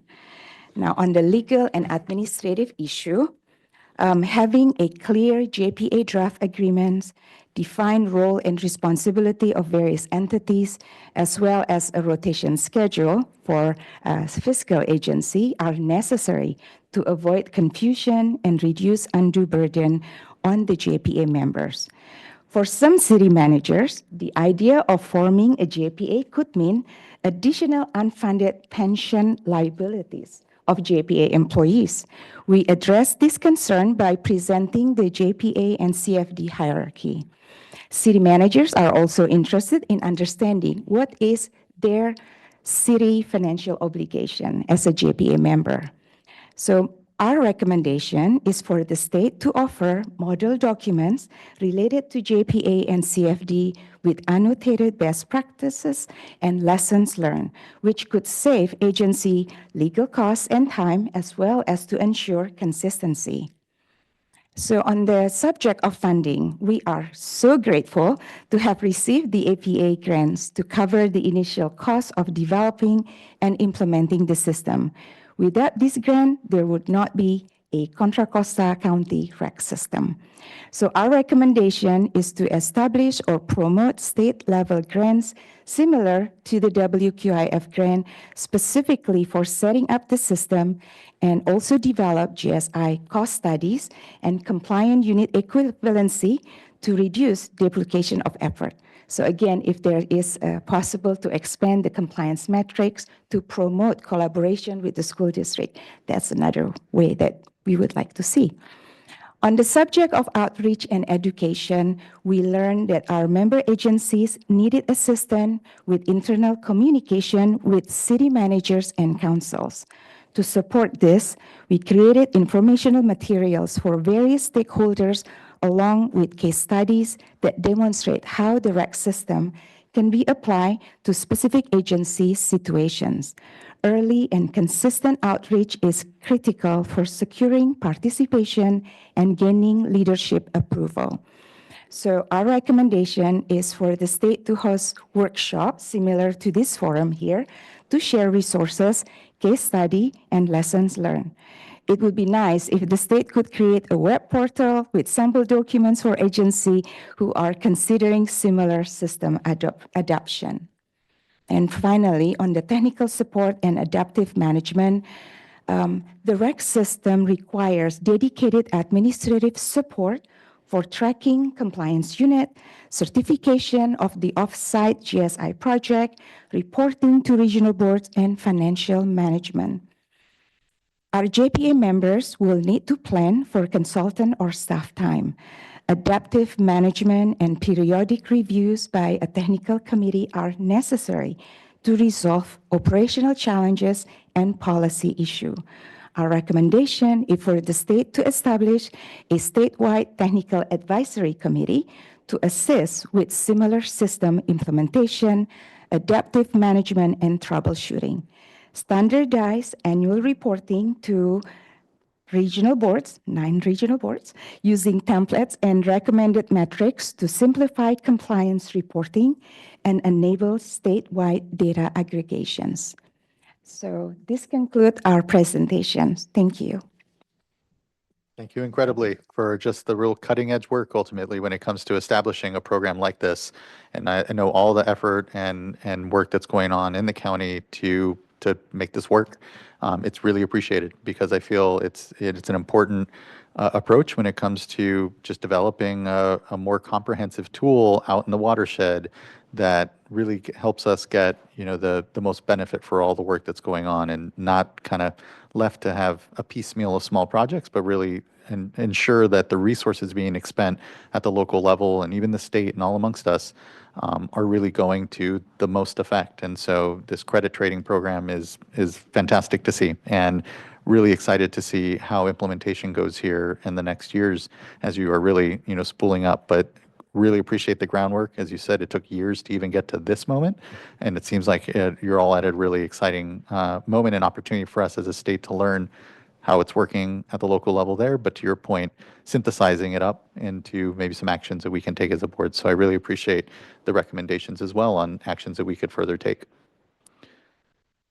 Looking to see if fellow board colleagues have anything further right now. Hearing none, we can continue on. Thank you. So now we have another example of a stormwater credit program on the other southern side of the state. Similar, but different. So I will pass it off to Mr. Keith Linker with the City of Anaheim to take it away. Thanks, Amanda. Can you hear me okay? Yeah, thank you. Perfect, thank you. So again, I'm Keith Linker. I'm the Stormwater Program Manager here at the great City of Anaheim.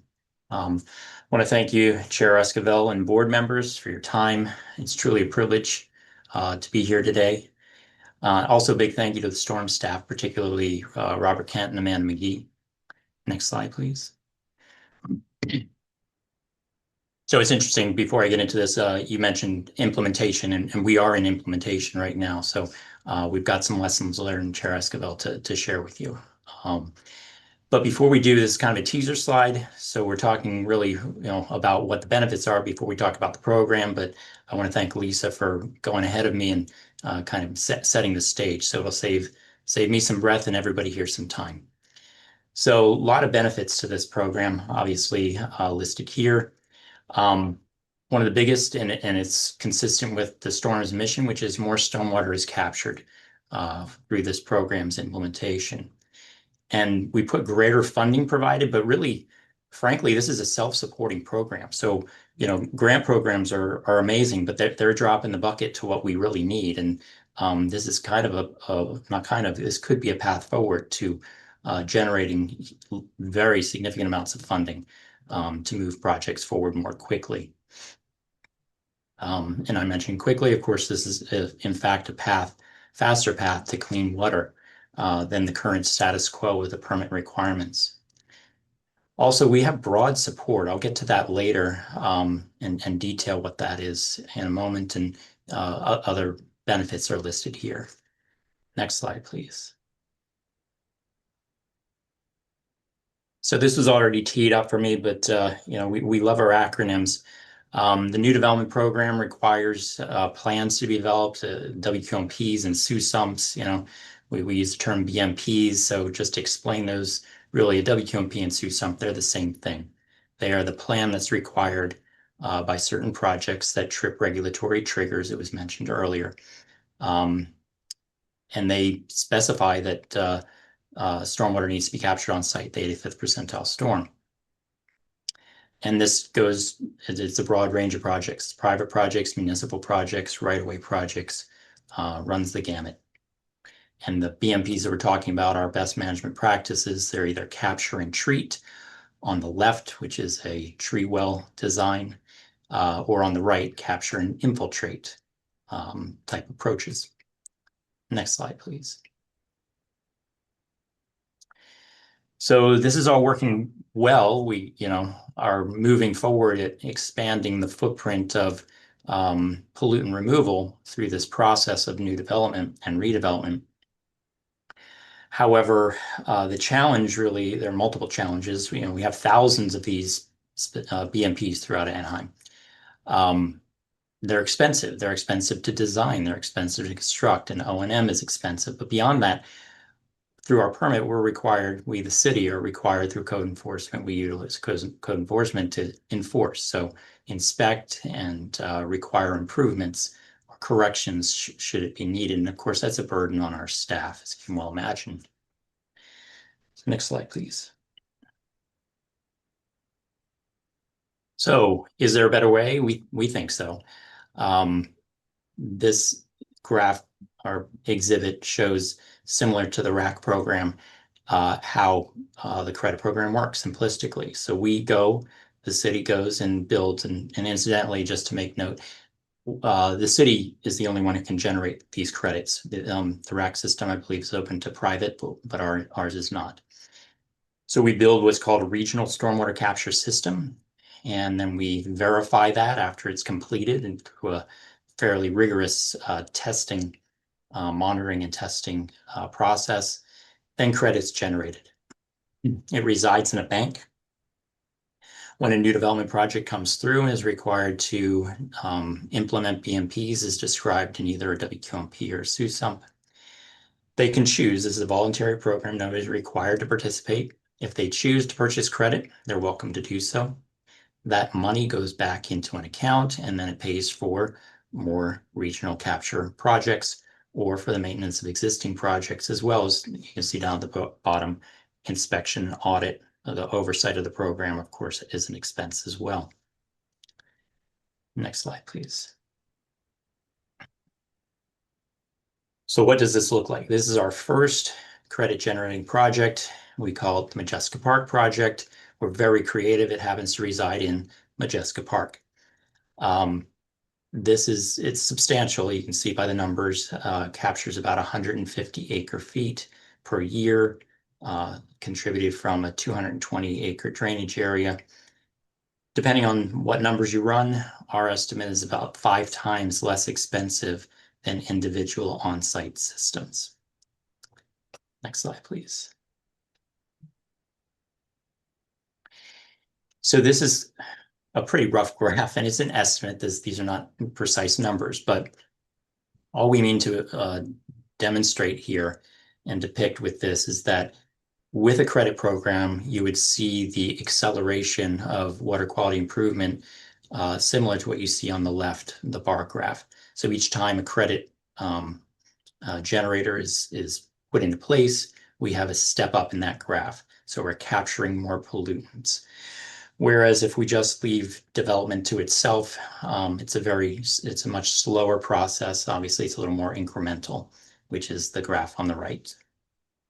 Next slide, please.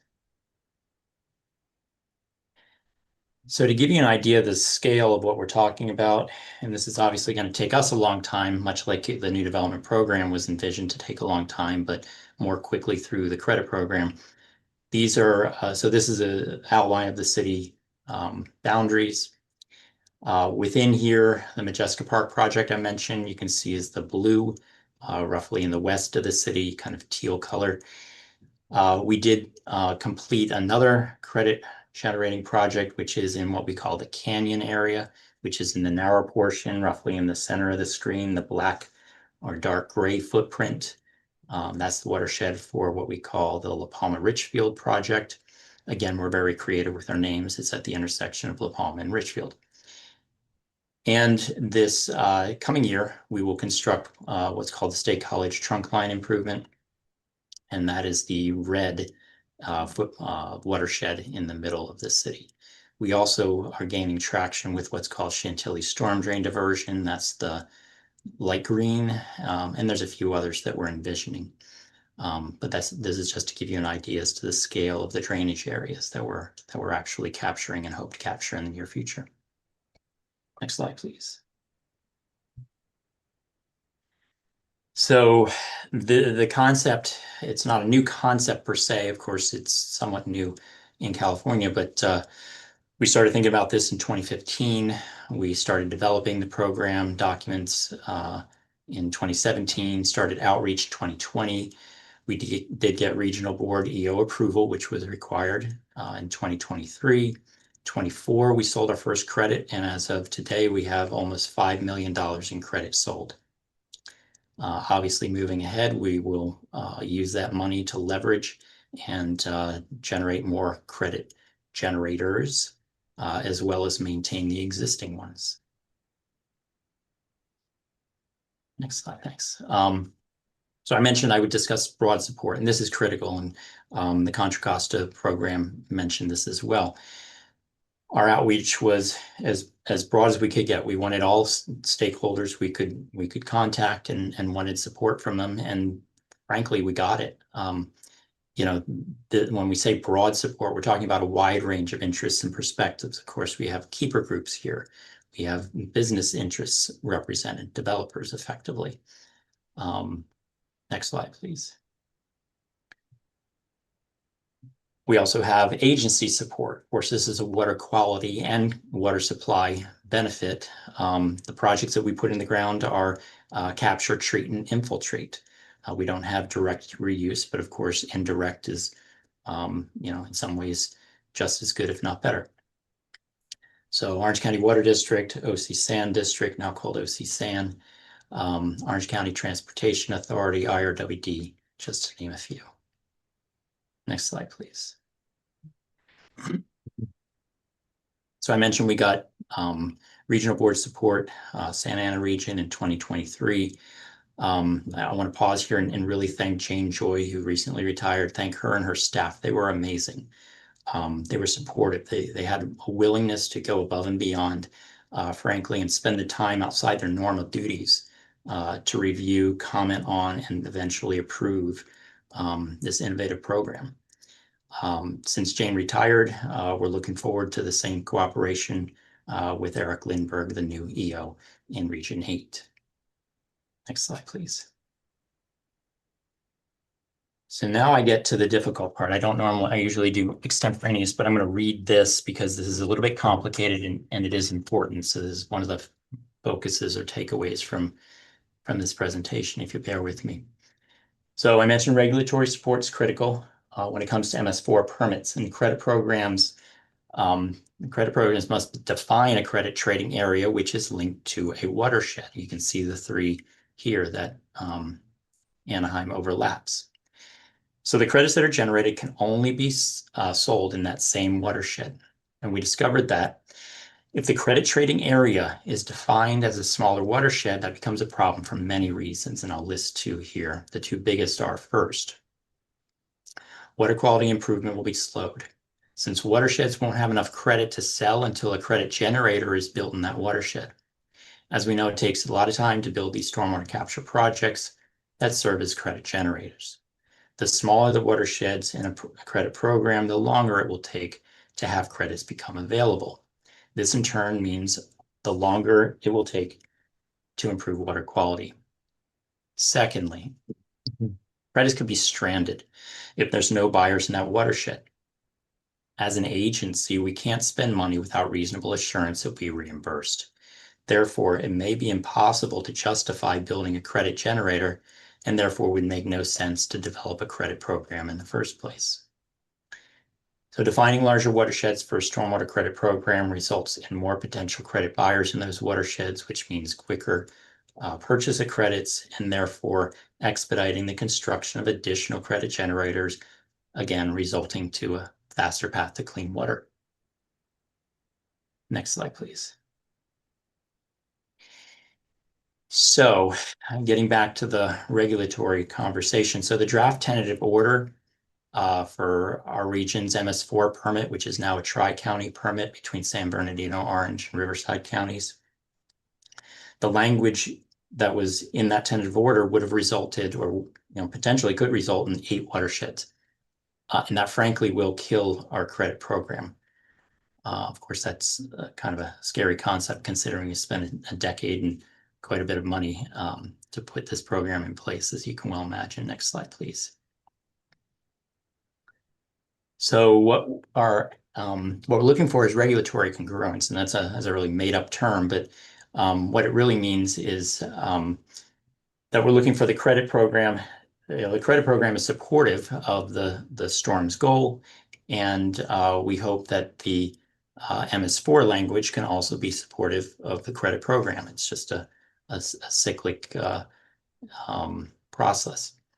So our ask is that the MS4 permit language should not preclude, but rather incentivize credit programs. For example, watershed size should be as big as possible, as was discussed earlier.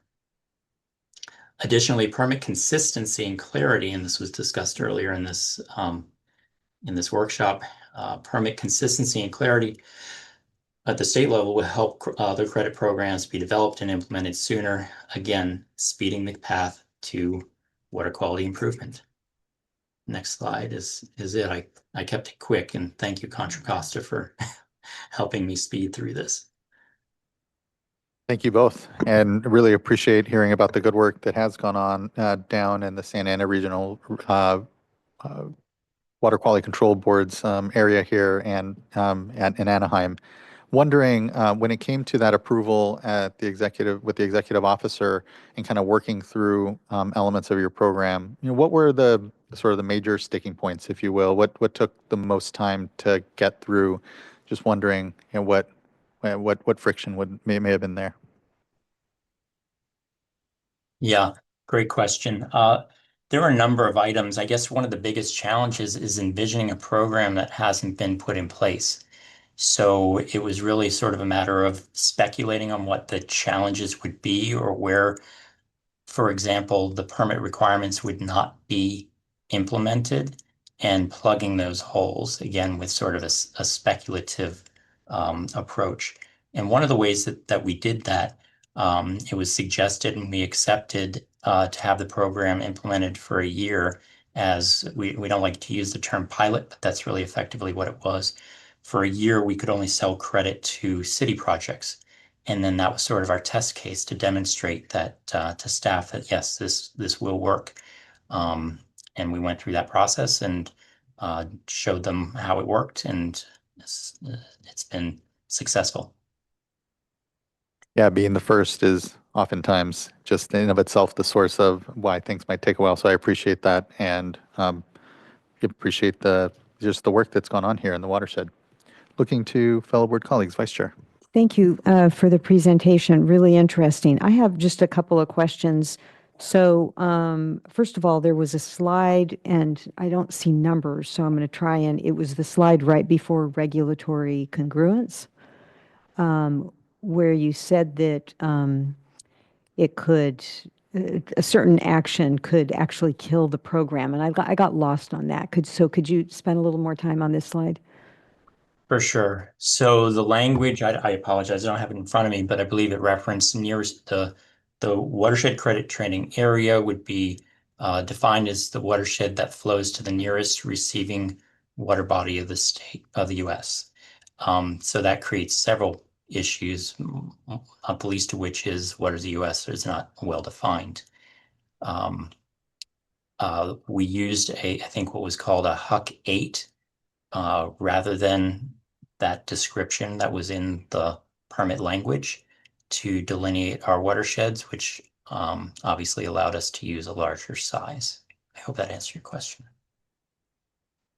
You were able to work through the issue? So we're still, I'm sorry, yeah. So okay.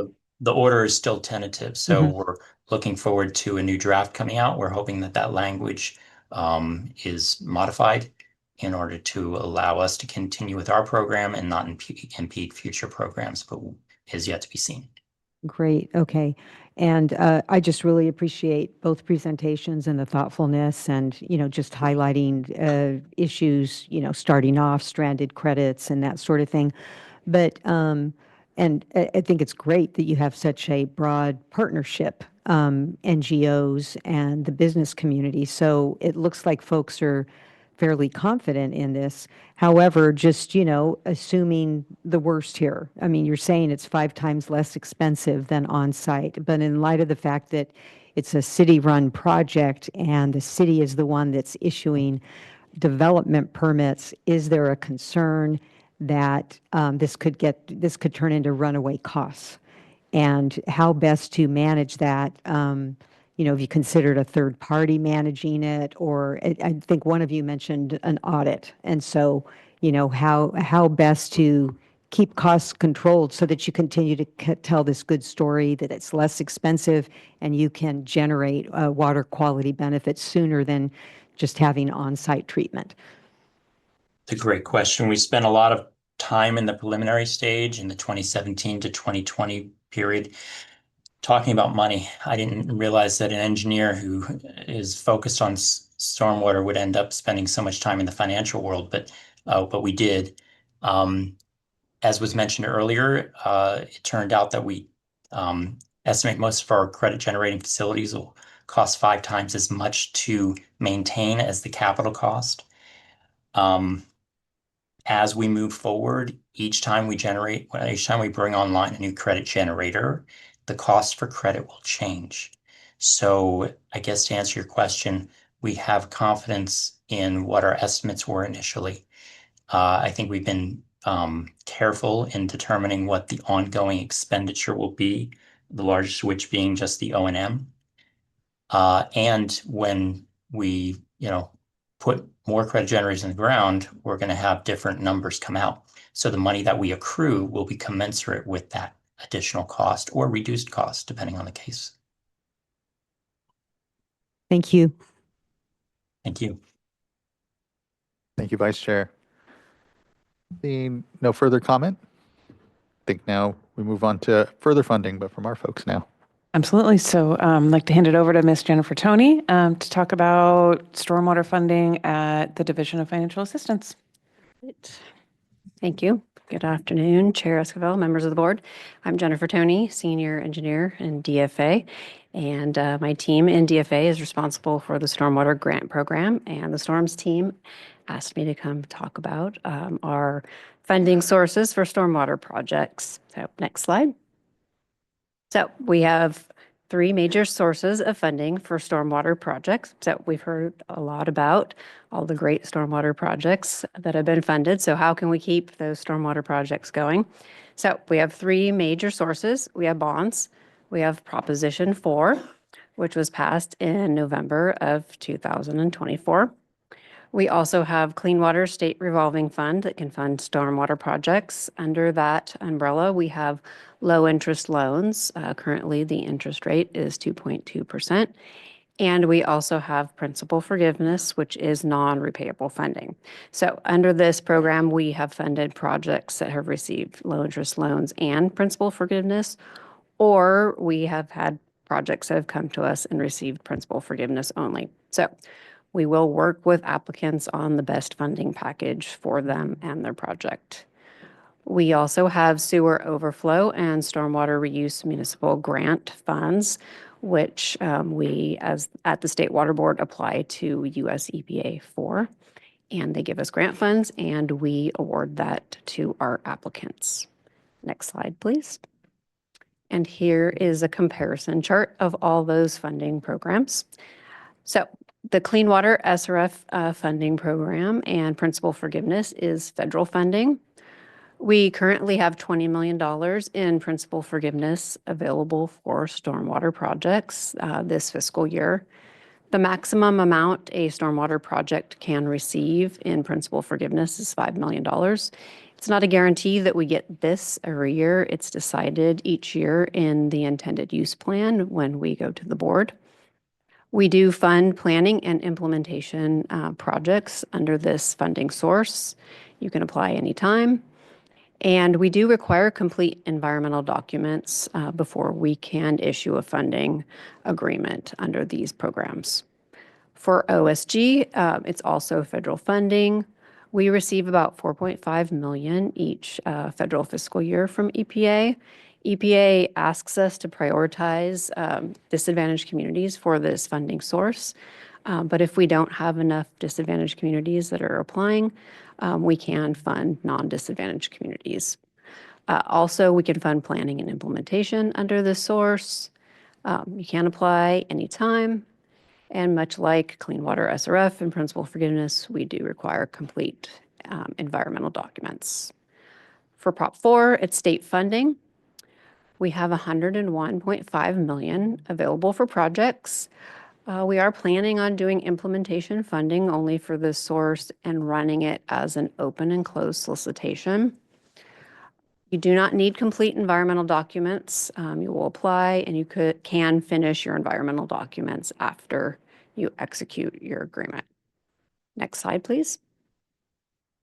So for our federal funding sources listed above, Clean Water, Principal Forgiveness, OSG, one application will get you access to all three sources.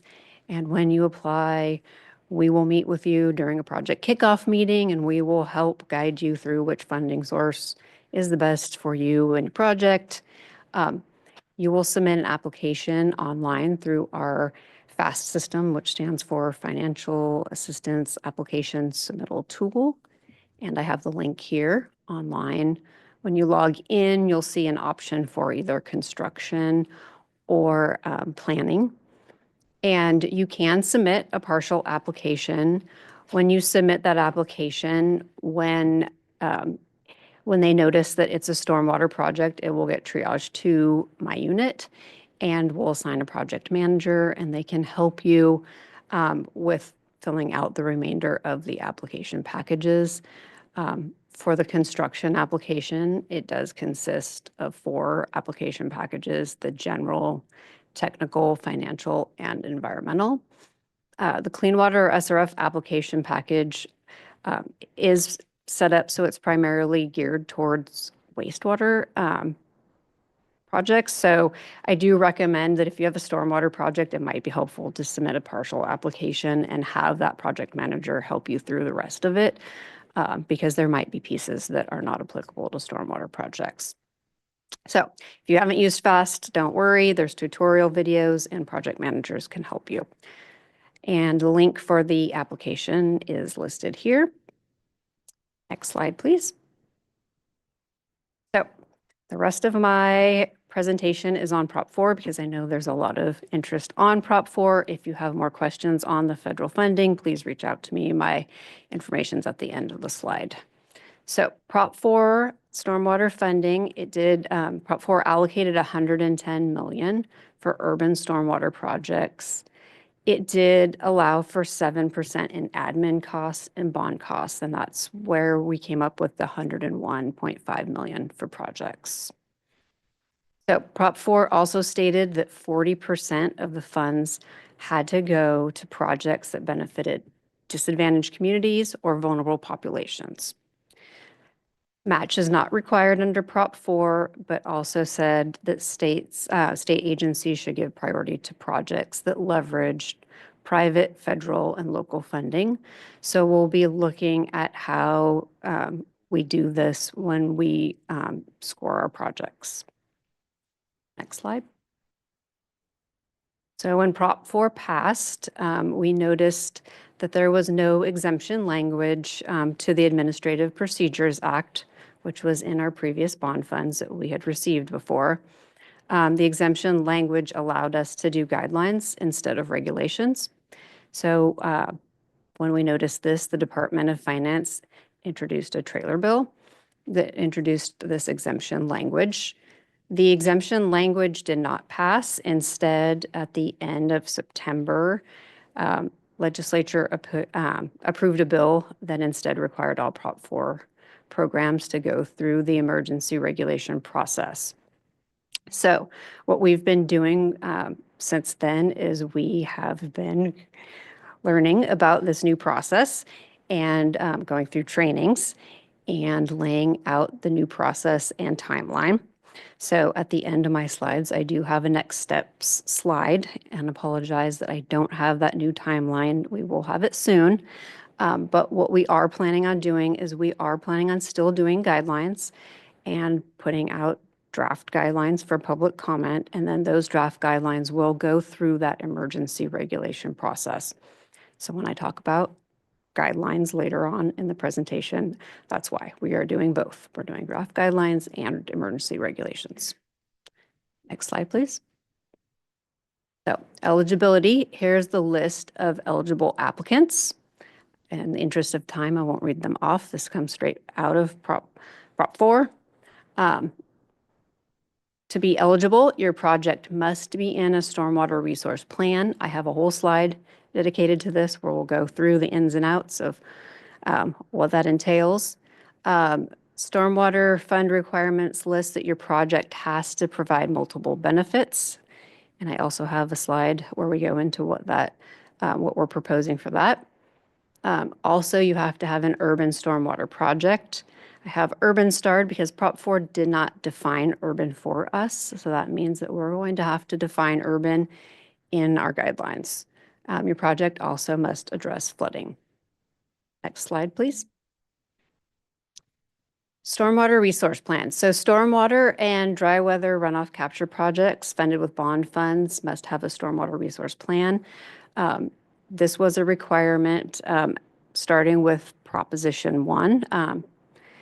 And so we did this for all Prop 1 projects. And so we're doing it also for Prop 4. And so to be eligible for Prop 4, your stormwater resource plan has to have concurrence from the State Water Board. So many of you might have concurrence already. We have a website of all the stormwater resource plans that we have reviewed and concurred with. And at the end of my slide, I have the link to where you can check that. The project that you're applying to us for must be listed in the stormwater resource plan. If you need to update your SWRP, your stormwater resource plan, we don't need to reconcur. Many agencies have dynamic lists where they're online and they can just add those lists, and that's fine. If you have a hard copy stormwater resource plan, you might want to recheck with your local IRWM group to see if you need to resubmit to them. We don't get involved with that. I would check with them. If you're a small DAC, you are exempt from this requirement per SB 985. Next slide, please. So, as I said, staff are drafting the guidelines. These are our possible multiple benefits. We've heard a lot about multiple benefits from all the rate projects today. And I know everyone's seeing this for the first time, but if you get back to the office and you're like, hey, I have some ideas, feel free to reach out to me. This is a staff, at the staff level, wanted to let everybody know that this hasn't been proposed to management or the board, but wanted to get the conversation started. It's very similar to what we had in our Proposition 1 guidelines. We did add some additional multiple benefits to this list. Next slide, please. So, like I said, there's no definition listed in Prop 4 for urban. So we did some research. We wanted to be inclusive because of that 40% requirement to disadvantaged communities and to vulnerable populations. So we did see that there was in US EPA guidance document for urban areas and small MS4 permits, the definition of an area is considered urban if it has a minimum of 2,000 housing units or a population of at least 5,000. So again, this is what staff have in the draft guidelines. It's just a conversation starter and it's subject to change until, management reviews it and we post it for draft guidelines. So wanted to just get the conversation started, get some input, Next slide, please. And here's the next steps and timeline that we talked about. So we are proposing to do draft guidelines, and will post those for a 30-day public comment period. And then we will take those for board adoption. And those guidelines will also go through the emergency regulation process through the Office of Administrative Law. As part of that emergency regulation process, there is also another very short period for a public comment period. I believe it's 5 days. So there's another opportunity to comment. Once the emergency regulation process is complete, we will start solicitation for applications. And that will be an open and closed solicitation. Once it's closed, then we will start scoring and ranking the applications. And then we will prepare a project funding list. And then those who score high enough to receive funding will receive notification, and then we will issue funding agreements. And again, because it's fairly new that we found out we were doing the emergency regulations, I apologize that we don't have the timeline on there, but that is coming soon. So, next slide, please. Here's a list of our helpful websites. Our email subscription list, if you haven't signed up, this is where we will send out notification when we post the draft guidelines for public comment, when we open our solicitation for applications, our stormwater resource plan guidelines. If you haven't started your stormwater resource plan, I highly recommend you start that now. It will be required before we can execute an agreement. Our concurrence list for stormwater resource plans is here. And then our stormwater grant program homepage. So we'll be updating that frequently as we have more information. Next slide. Questions? And then my contact info is the next slide. Thank you. Thank you so much, Ms. Tony. Really appreciate the great work I know the Division of Financial Assistance does, your unit and folks. And important to know, it's been a bit since we had dedicated stormwater dollars like this. And so glad that we do, because I think it is a really important project solicitation moment where we can kind of shake out and understand what is out there, what might folks be here planning and looking for funding for, and just a really good opportunity to aggregate ourselves around that data and that information, even if and here knowing very well that the 100 million is going to dwarf the need that we find out there, or at least hopefully so, because it means that there's things driving. So. Just a quick question. I imagine this will be a single solicitation on the Prop 4 bond dollars. Again, it's only 100 million. I don't think it makes sense that, we'd parse it out, but just wanted to see what initial thinking is, knowing that we're, still. We think it's going to be pretty competitive and it's going to go in one solicitation. Yeah. I appreciate that. And then note on the application, as you noted, we have our FAST portal and we have a kind of single application there. It is really important for us to continue always streamline and kind of send folks to one place. But I have heard and do acknowledge, and as you said, a lot of the requirements in there are for, traditional sort of wastewater treatment, clean water projects, not necessarily stormwater capture. And appreciated your note, and hopefully folks are listening. Don't take the time to do a complete application. Just get information you do have, get it in there so that you can just get into the system and then start that conversation with us around what all do you actually need to do for that particular project and where it fits in the funding space. So hopefully folks heard that. And to the extent, we find it's useful, especially if we're going to be able to start to really see, say the state Clean Water State Revolving Fund and other financial programs start to try to get to more of these types of projects, maybe worth thinking what does, not necessarily a separate application process at all, but a little more of a streamlined one, or one more pertinent to stormwater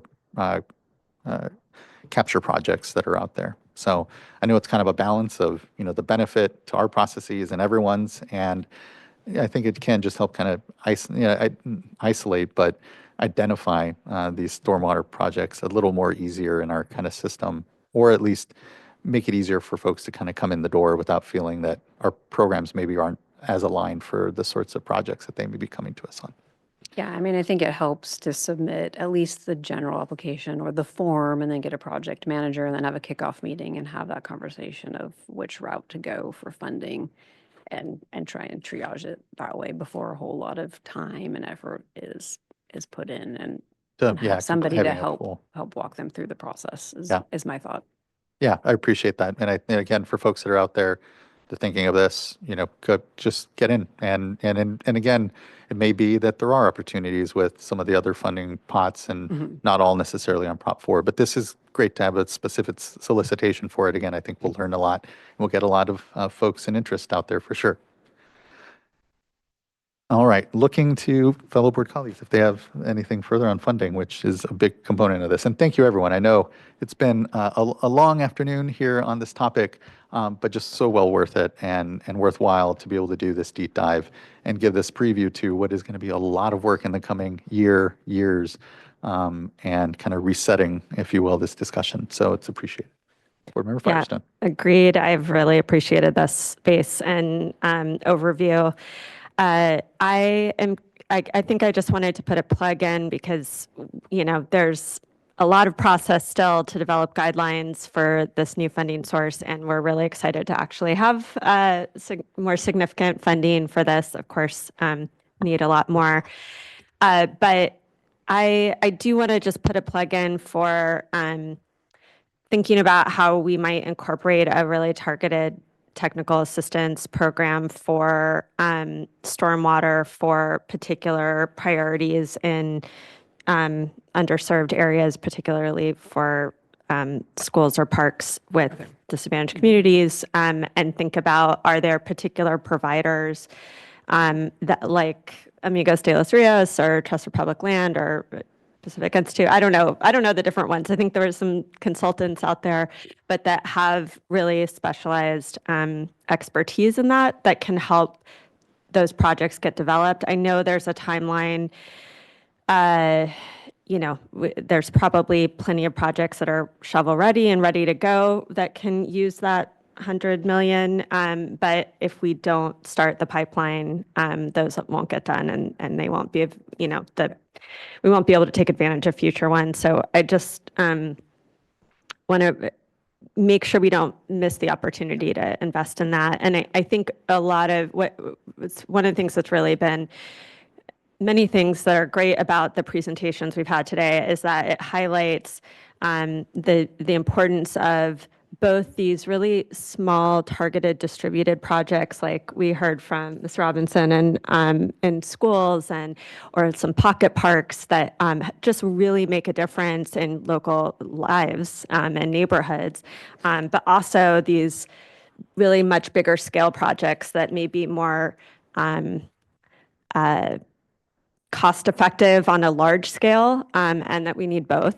And we need to make sure that we're enabling both types of projects to happen, and want to make sure as we develop funding guidelines, I know we're used to doing that, but just utilize this opportunity to flag it. And thank you so much. This has been incredible. And I think we probably have public comments too, and look forward to that, but this is great. Yeah, still have commenters for sure. And thank you for that, board member.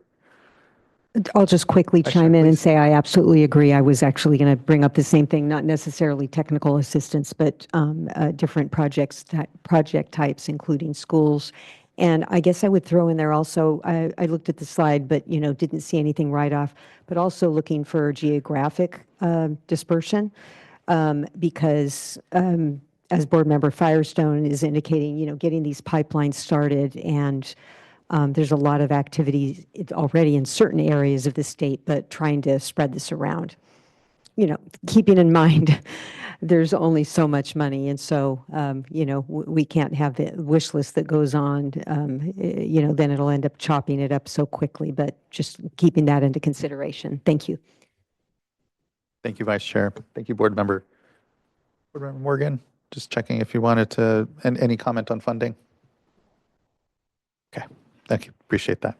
Okay, well, we do have some commenters, and so we can start to get to them. Again, thank you so much for our presenters. This has been very fantastic, and looking forward here to some further feedback from folks. We have about 7 commenters. I'd like first to call up Grant Sharp, followed by Blake Peters, then Michael Scandudo. Thank you very much, Chair Esquivel and board members. And I'm going to be very brief. Just want to thank the Storms Unit led by Amanda McGee for their leadership in this area. What a great workshop this afternoon. And, as a representative of a municipal stormwater program, I can't understate the value of those recommendations by the Contra Costa team and also by Keith Linker representing City of Anaheim. The potential we have with regional alternative compliance programs, doing things on a regional scale is enormous, and I want to thank those parties for putting in the work and doing some really I think groundbreaking work in terms of putting some stormwater credit programs on the map for others to follow. I want to thank them, and then also just support for their recommendations to develop a framework or maybe statewide guidance on how this can be done in other areas. And thank you very much, Chair and board members. Thank you, Mr. Sharp. Really appreciate you sticking with us here, all the work that you're doing at the local level and your contributions to this, and agree that this has been just incredibly well worth it, and good to hear about the innovations that are happening out there, and appreciate the support for us to try to better synthesize, especially on the credit trading side. My mind certainly goes, it's really important, I feel, to see these successes around credit trading on stormwater, because there's other issues out there like nutrients and other pollutants. And I think that once you really start to create the infrastructure, people infrastructure, agency infrastructure to do this work, it lends itself to a lot of these other challenges we're facing as well, especially around non-points pollution. And so just thank you. Really appreciate it, Mr. Sharp. All right, next I'd like to call up Blake Peters, be followed by Michael Scadudo, and then followed by Monica Politia.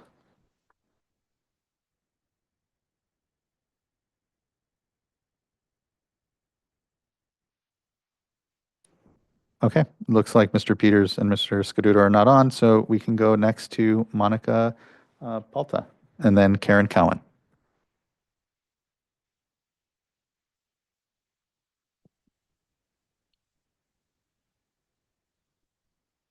Thank you so much. This was absolutely fascinating. So I'm Monica Palta. I'm a cooperative extension specialist with the University of California Agriculture and Natural Resources. And I'm based at UC Irvine. I work in urban water. It's very exciting to hear about all of these projects going on. So thank you so much for the opportunity to learn so much this afternoon. I had a question for some of the speakers, particularly maybe those who are involved in some of these on-the-ground projects. 2 questions. One being, it does seem like a lot of these projects are on a smaller scale, understandable in an urban setting with high-end real estate involved. And the speaker spoke really eloquently about some of the challenges involved in locating spots for these projects. I'm wondering if there's a sense of the extent to which these projects would need to be scaled to make a substantial difference in mitigating the stormwater runoff problems in these municipalities, and what plans are in place maybe for planning for that future. And then my other question was about, for some of these demonstration projects, what is the level or nature of community engagement or input that goes into the design? So the multi-benefit aspect of these projects was emphasized, which I think there's a lot of potential for. So for example, urban heat mitigation and recreation opportunities and education opportunities. But how much input is given by the users of the park in the process of the design, not just for the stormwater component, but maybe for the recreational facilities, or is this something that communities are identifying as problems that they would like solved? Thank you so much. Thank you, Ms. Malta. Really appreciate your contributions here for tracking the discussion and for just your work out there as a researcher working on these important issues. Look to the panel if any folks want to try to take a crack at, the question around scale. How are we, what is the goal ultimately? What percentage can we get to on recapture? And then any community process input and or lessons learned around that. Yes, please, Ms. Austin. Yeah, so I do want to say that one of the issues that comes up when we're trying to cite regional capture facilities is the restriction when we're planning to public parcels or public right-of-way. And one of the ways we're trying to get around that, in Contra Costa, we have yet another WQIF grant, thank you, EPA, and to move our RAC system implementation along. And one of the things we've done is to look at public-private partnerships so we're looking at privately owned parcels that are underused or not used at all in old industrial areas and disadvantaged communities, and encouraging or actually trying to work with those property owners to bring a use to that, like a regional facility, like a community center, like urban greening, and these little pockets that are just sitting unused and causing problems in neighborhoods. So that's one way in these really built out urban environments to get around the fact that there's just not a lot of publicly owned land available to use. Really great points. Appreciate that, Ms. Austin. Ms. McGee. And I think it's a really good question too to think about the different scales, and it's something that I've been curious about. It's something that we've talked about, even encouraging people to study. Where does that benefit lie between those distributed systems versus the big large scale systems? And I don't know that there's an answer yet, but it's something that I think would be super interesting to look into and try and identify kind of where that balance plays out. And then as to the second question, as far as the community engagement, I think that's really dependent on the community, and I think each project is going to be very different. From what I've heard, there's been more and more engagement with the community and getting them, getting community members to provide input during the development phase of the project. I think that's more and more common. I think we still have a long ways to go on making that normal, but it's certainly, it's a great point and something we should all remember. Yeah. Just really quickly on the please. schools. Yes, Ms. I'm so Robinson. sorry. They are tiny, but they have huge impact to the students and the community and to our society. And I think if we can look at systemic change and really elaborating this new material science and maybe disallowing black asphalt on campuses in favor of, the porous, pervious concrete, et cetera, the community is absolutely integral. We talk about a spiral where we start small. We spend 5-10 years with the community. It's not like a contractor go and leave, but this is integrated with sister agencies and other issues that are big. So it's really an opportunity for deep collaboration that I'm very excited about. I really appreciate that and completely agree, Ms. Robinson. Again, kind of reflecting, say, on the drinking water work and, around, say, difficult conversations, I know around like regionalization or consolidation.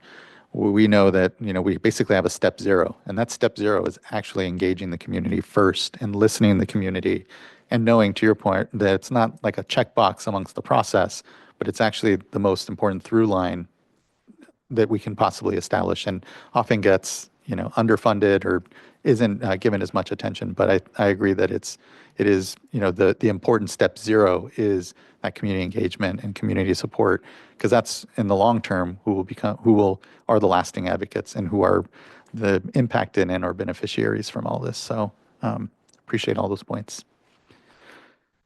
All right. I think we have some further commenters here, and I think next we'd like to go to Karen Cowan, followed by Sean Bothwell, and then Daniel Apt. Mic is live. No need to press. I will not press it. Good afternoon, Chair Esquivel, members of the board. I'm Karen Cowan. I'm CASCWA's Executive Director. I wanted to start today with a project that we completed, I think it was last year. It's very relevant to this. It's the socioeconomic value of urban stormwater capture. As I always say, that just rolls right off the tongue. You'd say that very quickly. But it was a really important project because we set aside the things that we all intrinsically know bring value to stormwater capture, like flood control, water quality benefits, water supply. We set that aside, and we wanted to actually talk about the value, the socioeconomic value, just that alone.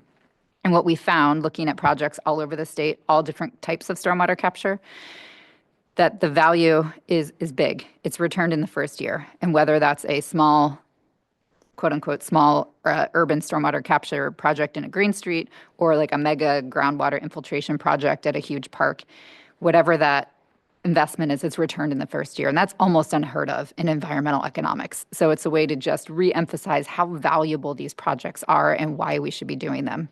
But another key takeaway we got out of that report is it matters where you put the project. And this is kind of one of my food for thoughts for everybody when we talk about our regulatory ecosystem, this live thing that you turn one thing here and there's all these other things that come off of it. But it really matters where it goes. And if you, again, intrinsically, this should make sense, but we have the economic data that validates it. If you put the project in a disadvantaged community, the value goes through the roof. And it's basically because you're putting green space and public health benefits in a space that doesn't necessarily have it compared to other communities. So when we think about what we're writing into our regulations and into our policies, particularly the MS4 permit, things like if you put a numeric effluent limit in a permit and it's at a particular spot in the watershed, that's going to drive where projects go. And it's probably not in a coastal community anywhere close to a disadvantaged community. So just some general food for thought that A, that report's out there, and B, how we can think about that. I think perhaps Doreen, you had maybe said something about that earlier about the equity. That's one thing, place the report I could get to and looking at the equity. We're also trying to operationalize that because we started at a high scale just to convince everybody that we really should be investing. Now we want to take it down to a project scale. So when your city engineer is trying to convince the public works director that they should do this project, they're not just going to say, look at this $15 million project that we should do because the water board said I have to exist in my permit.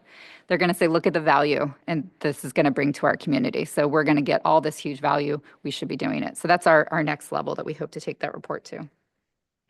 I also want to mention our CASCO awards. A lot of the folks talking today, like Contra Costa County got one this year. A lot of the other projects have got awards.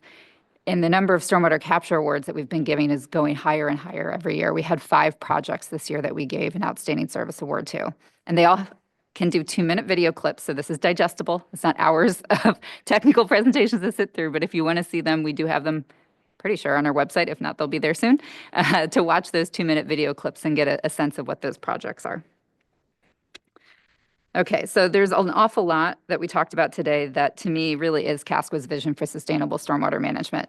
And if you talk about stormwater capture, by default, you have to talk about the rest of the vision because they all go hand in hand. You can't do stormwater capture without thinking about the rest of them. Funding's obvious, right? We talked about that. But I also want to make another plug for true source control. So water quality and water supply are both equally important, right? So if we are looking at putting water in the ground, we have to care about the quality of that water, and that comes from thinking about true source control and getting to problems at their source before they make a problem in our waterways. So we are looking in this big year, was one of our, big year, sorry, put my glasses on before I read my text. In the next year, at the big picture, working across agencies at Cal EPA, there's a lot of true source control work embedded in the Cal EPA agencies. Whether or not that's what it's called, that's what it is.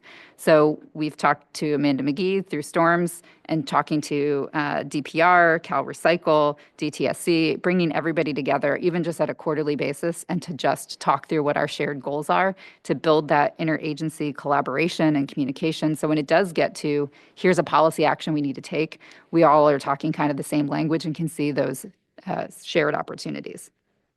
And in terms of future actions, I know Amanda's looking at what storms could be in the future. That is one thing I think we would like to see.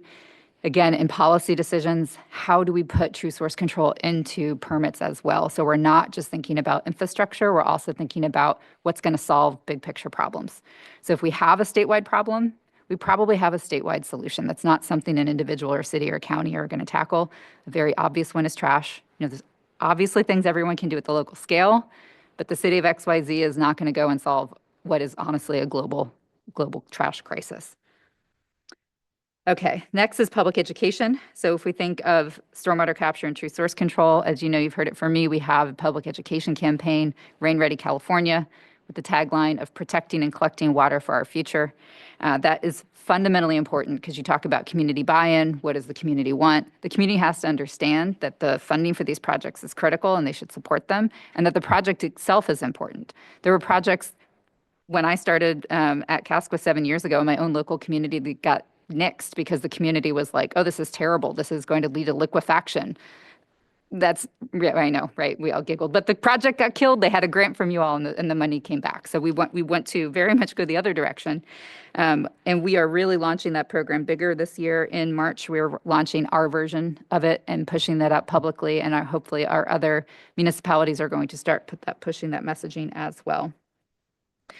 Related to education, this was sort of, you experience a Casqua seminar in a state public format today.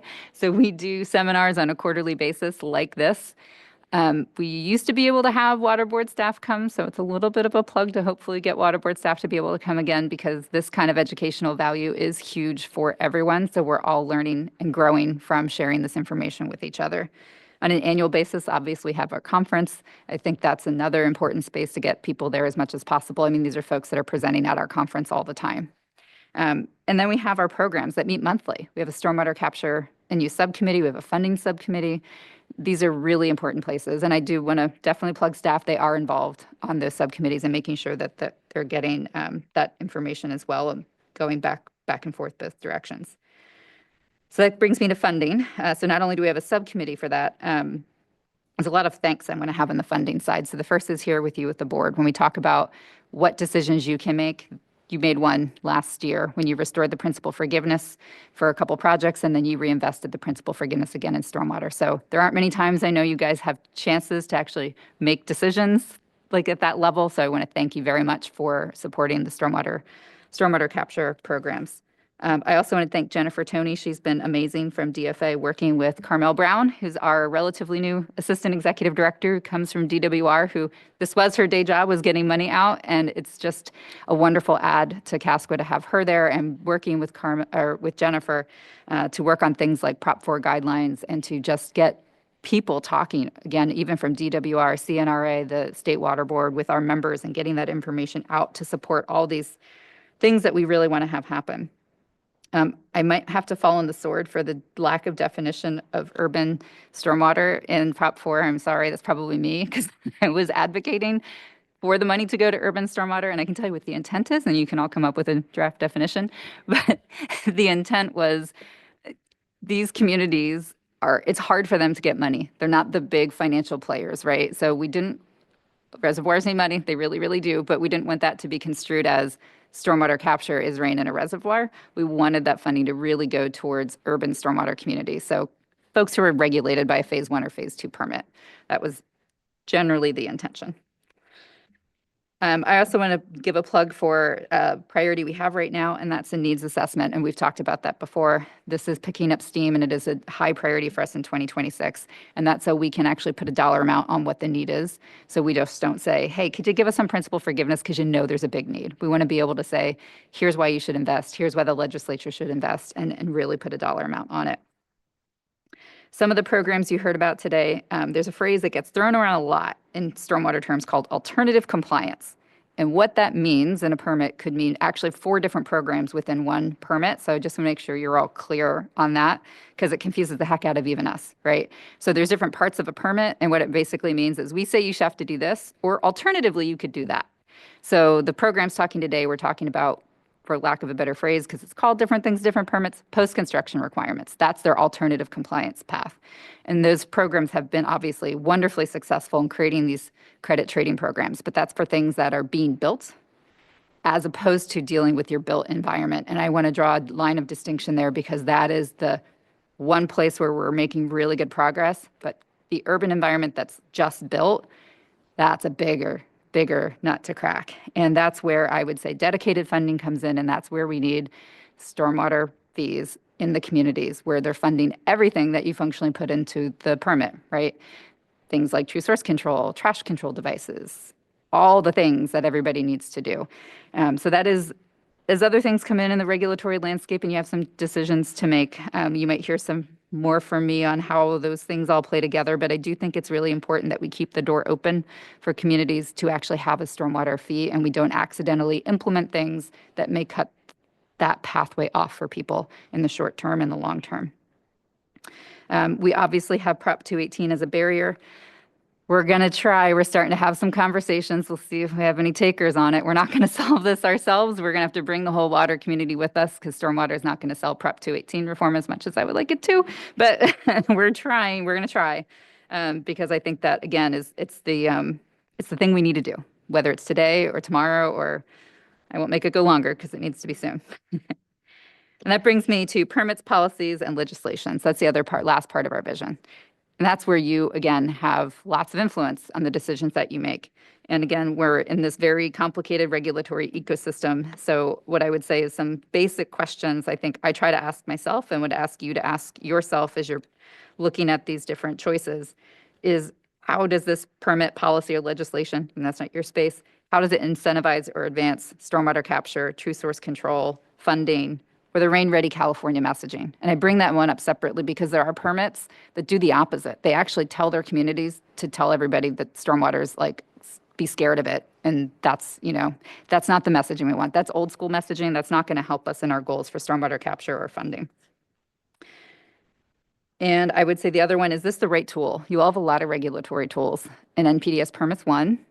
There are others. And I think it's a good idea, again, in the regulatory ecosystem we have to really think through, if you're going to turn a knob, is it the right knob to turn, or do you have another better tool that can get you to the goal the same way?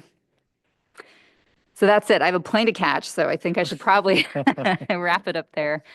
Thank you all for hosting the workshop. Thank you to the Storms Unit for elevating this very important issue, and thank you for taking the time to hear about these wonderful projects. Thank you.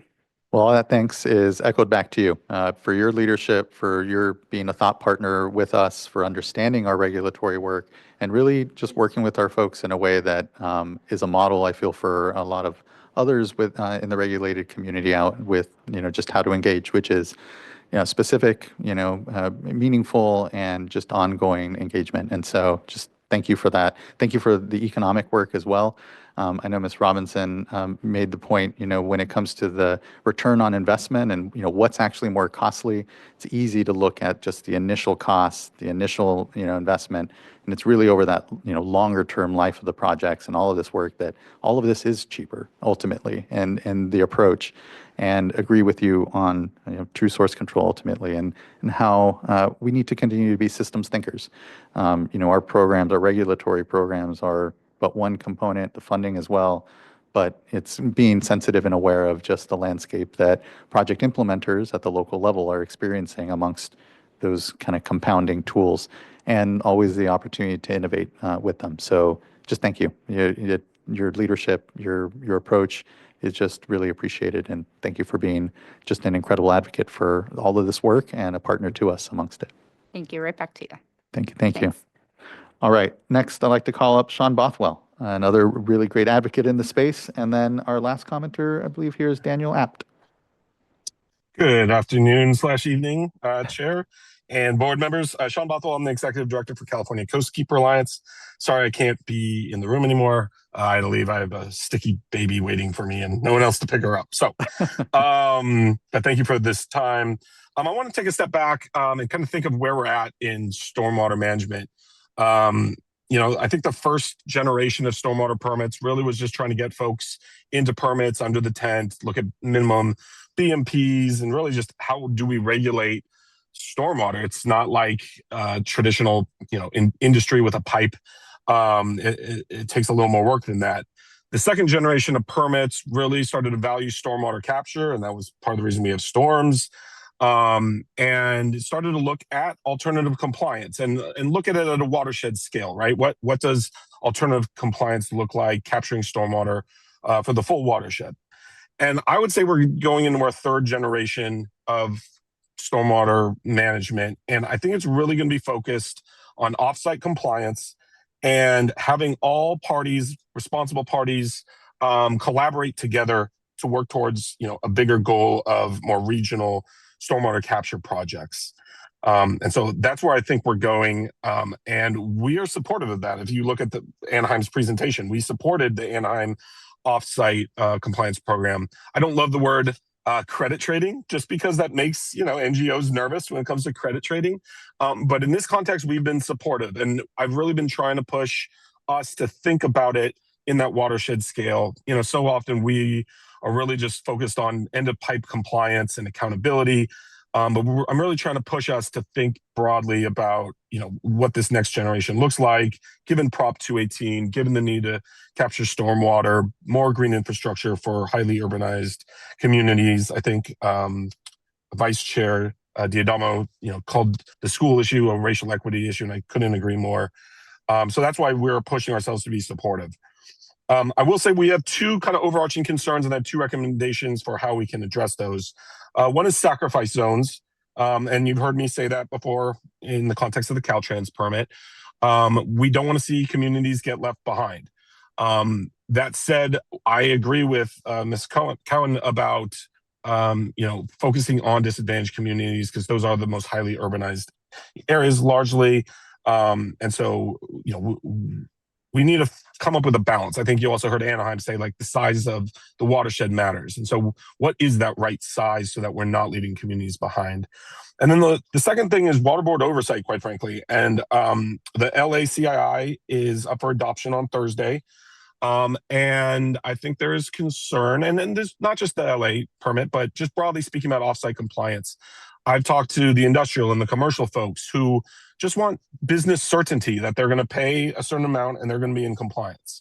And not to put words in Casco's mouth, but I've talked to MS4s who also don't want to be caught in the middle of offsite compliance programs and have to come up with the legal agreements and what exactly do you charge them and where are the permits. Like, they don't want to be the ones responsible in the middle of all that. And so the water board really needs to step in and help kind of provide, and you've heard this as recommendations of providing more guidance about what does offsite compliance look like.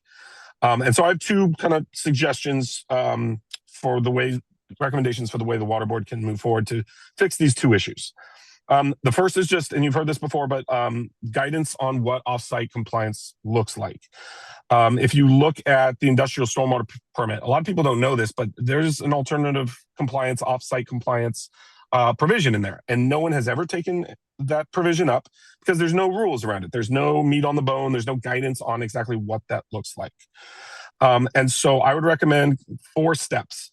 And some of this is stuff just stakeholders can do without necessarily the water boards. One is just, we need to come up with what are the issues that need to be addressed in offsite compliance guidance. What are they? What does the O&M look like? What does liability look like? Who can participate? Who can't participate? What does the watershed size look like?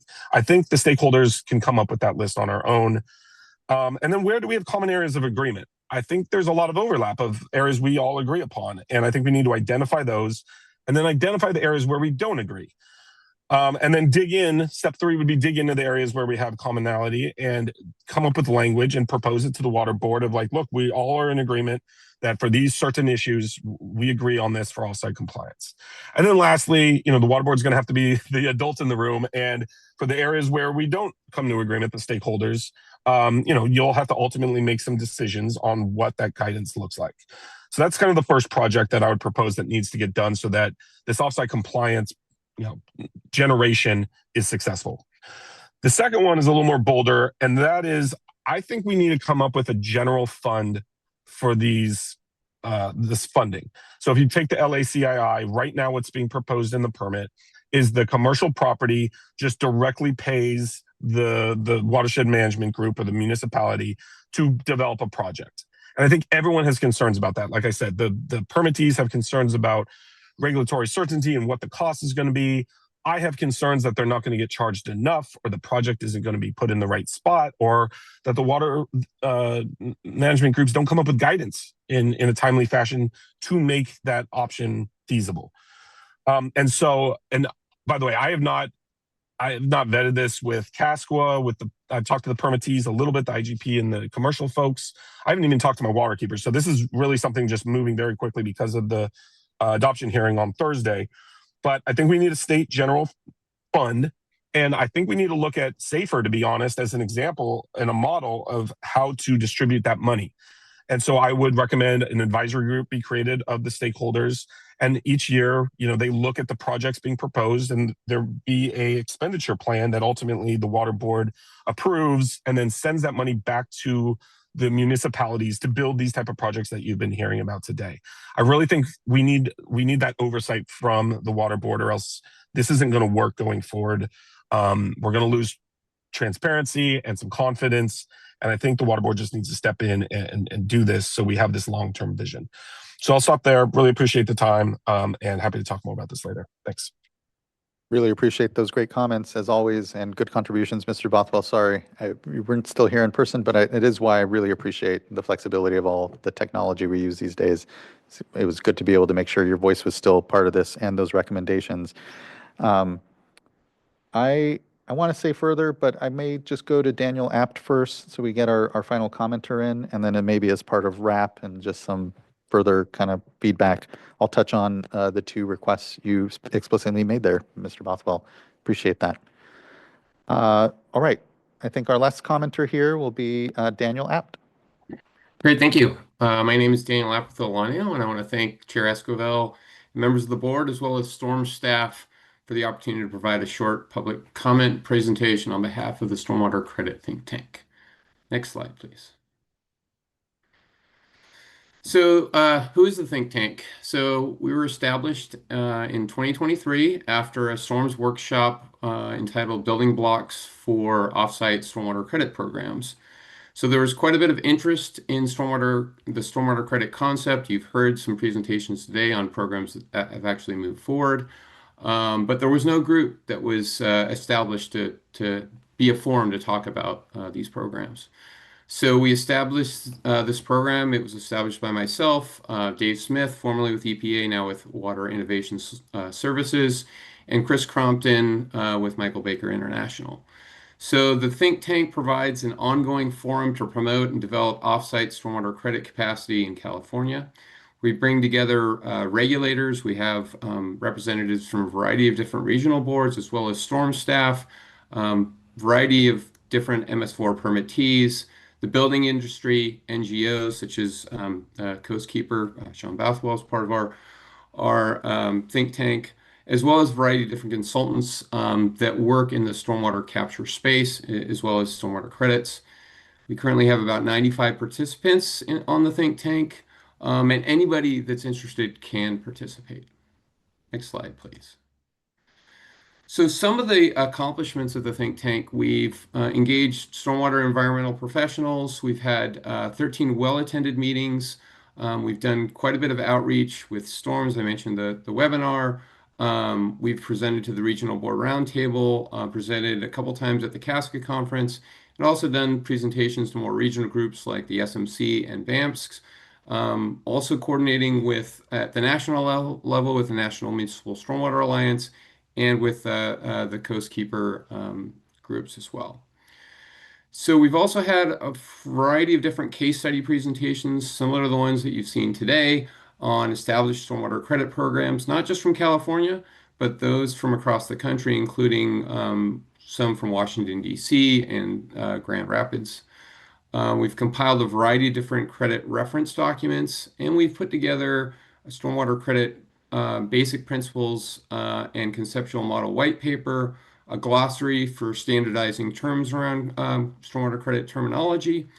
And we've developed a roadmap of future actions to build stormwater credit capacity in California. I'll talk a little bit more about that in a moment. We've also developed a website and recently posted that. Next slide, please. So based on our experience in the development of stormwater credit programs, we developed a white paper that's focused on stormwater credit basic principles and a conceptual model. The paper provides the basics of stormwater credits, including an overview of the concept, why the concept is important and why you would think about developing a credit program, as well as considerations and key decision points in developing a program, as well as some resources. Next slide, please. So why consider a credit program? And why is it that we're talking about this in an urban stormwater capture and use workshop? Well, you've heard a little bit of this today, but in a nutshell, stormwater credit programs help to achieve more stormwater capture. Credit programs provide a funding source. The primary benefit of these programs is providing a funding source for stormwater capture projects, which, as you heard earlier today from Amanda McGee, is the biggest barrier to stormwater capture. Credit programs also accelerate water quality and watershed improvement through incentivizing implementation of stormwater capture projects. Credit programs also help to build multi-benefit stormwater capture projects, including some of the benefits like water supply and groundwater recharge, flood control, urban greening, recreation, and many others. Credit programs also improve the effectiveness and efficiency of stormwater capture by replacing on-site systems with more efficiently managed systems on a larger scale with more reliable operation and maintenance. Another benefit of credit programs is that they help to reduce the burden on municipalities and the development community and potential other dischargers of small-scale BMPs, especially from a cost perspective. Credit programs provide credit users more cost-efficient land development and redevelopment options and more flexibility with the use of land. This becomes really important when we're looking at affordable housing. Credit programs also provide an alternative to public stormwater capture projects, allowing the private sector to assist with stormwater capture, reducing the burden on municipalities to do all the stormwater capture in the state. And finally, credit programs provide collaborative opportunities for regulators, dischargers, NGOs to work together, which will help to improve regulatory and other relationships. Next slide, please. So this concept, and you've seen a little bit of this presentation today, is where stormwater credits are generated through stormwater capture credit generator projects. The credits are placed in a bank where they can be purchased by credit users, and the funds from those purchases are put into an account that can help to reimburse capital costs and O&M costs for credit generators and help to build additional credit generators, improving water quality. Next slide, please. So the think tank, we've developed a roadmap of where we need to go to help incentivize more stormwater credit programs in California, which will help to achieve more stormwater capture in California. Next slide, please. The think tank has identified with input from our think tank participants what are the actions that are needed to help incentivize and make stormwater credit programs easier to develop and implement. This includes development of outreach and educational materials, development of stormwater credit program design guidance, as well as stormwater credit regulatory guidance that we can integrate into permits. Also providing regulatory training for water board staff, as well as identifying research and development needs and continue to maintain a stormwater credit community of practice. Next slide, please. As mentioned before, we welcome all to the Stormwater Credit Think Tank, and you can visit our website at casctt.com and sign up. Thank you again for the opportunity to present today. And thank you, Mr. Apt. I really appreciate the work here to organize folks here interested in the topic of stormwater credit trading into, a more formal group, and appreciate that there's sounds like broad participation from a number of the agencies we've heard from here, and also advocates out there. So thank you. It's important, and I think very helpful that we obviously have a ready-made group that's out there kind of working on this along with CASQA and all of our partners. To maybe and to circle back on, I know would have been multiple requests at this point for the board to develop guidance or to look at how we might aggregate better the work that's going on and maybe start to even put, some more definitive, requirements. And, I think what that document ends up being, how, how enforceable, I guess it is, or how much of it is an education document. I think we can all leave for further discussion and kind of balancing on what exactly is most helpful. But I think it'd be great to, to Mr. Bothwell, your in part suggestion, really getting the municipalities, the entities most involved in all of this discussion together and advocates and see what can be worked out, what can be agreed, and winnow down what might be the workload for us at the state water boards when it comes to developing that guidance.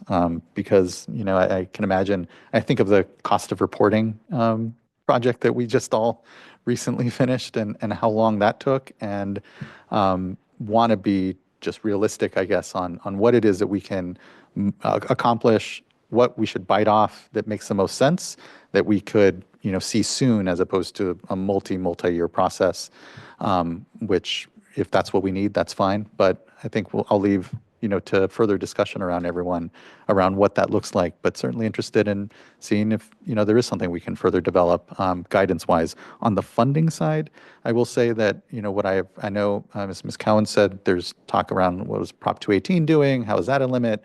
Is there a fix there?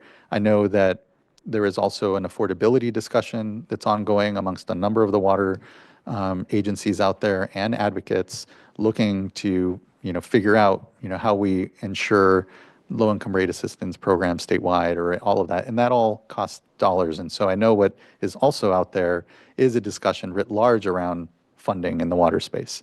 And so I think when we think of funding for stormwater as like a subset of the larger funding needs, how it fits in with the affordability discussions, maybe Prop 218, maybe there is kind of a mix of possibility out there with folks, and importantly, the legislature and the governor's office around what is the future of funding and affordability look like for the water space? How do we address the orphaned funding issue of stormwater capture amongst it? And, maybe there's a there amongst everything. So glad to hear that's where everyone's mind is. I think we're here to be thought partners, as always, around how we do better in these programs and how we try to address these multiple pressures and needs around affordability, around the need to invest in our water infrastructure for this century, all of it. There may be, and interesting to see Texas come up with their water development fund recently as well. So I think we're all kind of jamming around the same work. And so just thank you across all that. Look to fellow board colleagues. Again, I think, it'd be great to get actually an update, maybe sometime mid next year, on kind of where things are. Just keep the bully pulpit, if you will, of this forum and this opportunity for us to circle back on what we've heard, continue to emphasize the opportunities that are out there. And here, importantly, what specific guidance documents or further work we might entertain. And I think that's where we are with, as Ms. McGee said, with storms generally. We're thinking of what the future is. So this has been incredibly helpful and empowering. And I know I'm full of thoughts and learning here because of everyone's great participation. So just thank you. Anything further from board members? Board Member Morgan. I just quickly wanted to say thank you to everyone who participated today. It was just a really informative workshop, and just really highlight the good work that's going on out there, and just a really opportunity for us to learn and for others to learn from the good work that's occurring. So thank you. You're here. Thank you, board member. Thank you, everyone. Really appreciate this. Look forward to further discussion. And so this item is wrapped. And we're nearly to the end of our board meeting generally as well. We just have board member reports here. So looking to fellow board colleagues, if there's anyone that has anything quick off the top that they'd like to. I have no report. Thank you, board members. Thank you. I want to jump in because my only report is I got to visit the Urban Orchard project, which is a great stormwater project that board member Morgan was at the ribbon cutting and already gave a great summary of, and that we helped fund, or were one of the major funders of. It's an awesome project, and it was really great. What a compliment to this workshop and all the types of amazing projects out there. So it was great. Thank you, board member. Nothing from the vice chair, and for myself, I can't seem to pull up my schedule fast enough, and so I'll just say I'm good on my board member. I'm good on my board member report. Board member McGuire. Yes. Sorry, I know I've been very quiet today. But my report is last week I had the opportunity to spend some time with Self-Help Enterprises for a couple of days, actually, on the road. Saw a whole bunch of sites, really got the lay of the land in terms of all the great work they're doing when it comes to technical assistance, bottled and hauled water activities, met with some community members, learned about their experiences in that area, and also about interim and long-term solutions, and also some crosstalk amongst their work they also have going on with as it relates to Sigma, working with GSAs and CV salts. So for me, it was very insightful. I learned a lot. I saw a lot, and worthwhile a couple of days. If you haven't done it, I encourage you to go and spend some time with Self-Help. Thank you. Really appreciate that, board member. And just quickly for myself, actually, on the 7th, I was down in the border region in Calexico, met there with the mayor, talked about, the obviously Prop 4 bond dollars and their interests and the ongoing work that's there. We toured the New River Improvement Project a bit. And then that evening, actually attended a Sonoran Institute celebration of their 35th anniversary and received an award on behalf of the board here for the Mexicali Fluya project, which I know board member McGuire was able to go down for the ribbon kitting on. And so they send their greetings and their thanks for your attendance there and just the support of the board for the great water quality improvement projects and work that are going on both, importantly there in the Mexicali Valley. So I was really appreciated attending, and it was great to be able to celebrate the Sonoran Institute and the great work that they're doing. All right, that brings us to the end of board member reports and brings us actually to the end of our meeting. We will not have further closed session today. We do have an hour of closed session scheduled for tomorrow. I don't know if that technically means we're holding over till tomorrow for closed session. Thank you, Chair Esquivel. I'll just provide some clarification. That is actually a separate board meeting, so this board meeting will adjourn when the board is done. I appreciate that then.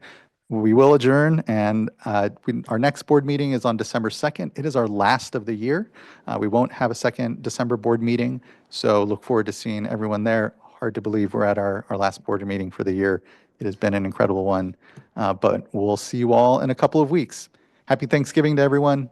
Much to be thankful for at this time. Be safe, be well. See you in 2 weeks. And this meeting is now adjourned.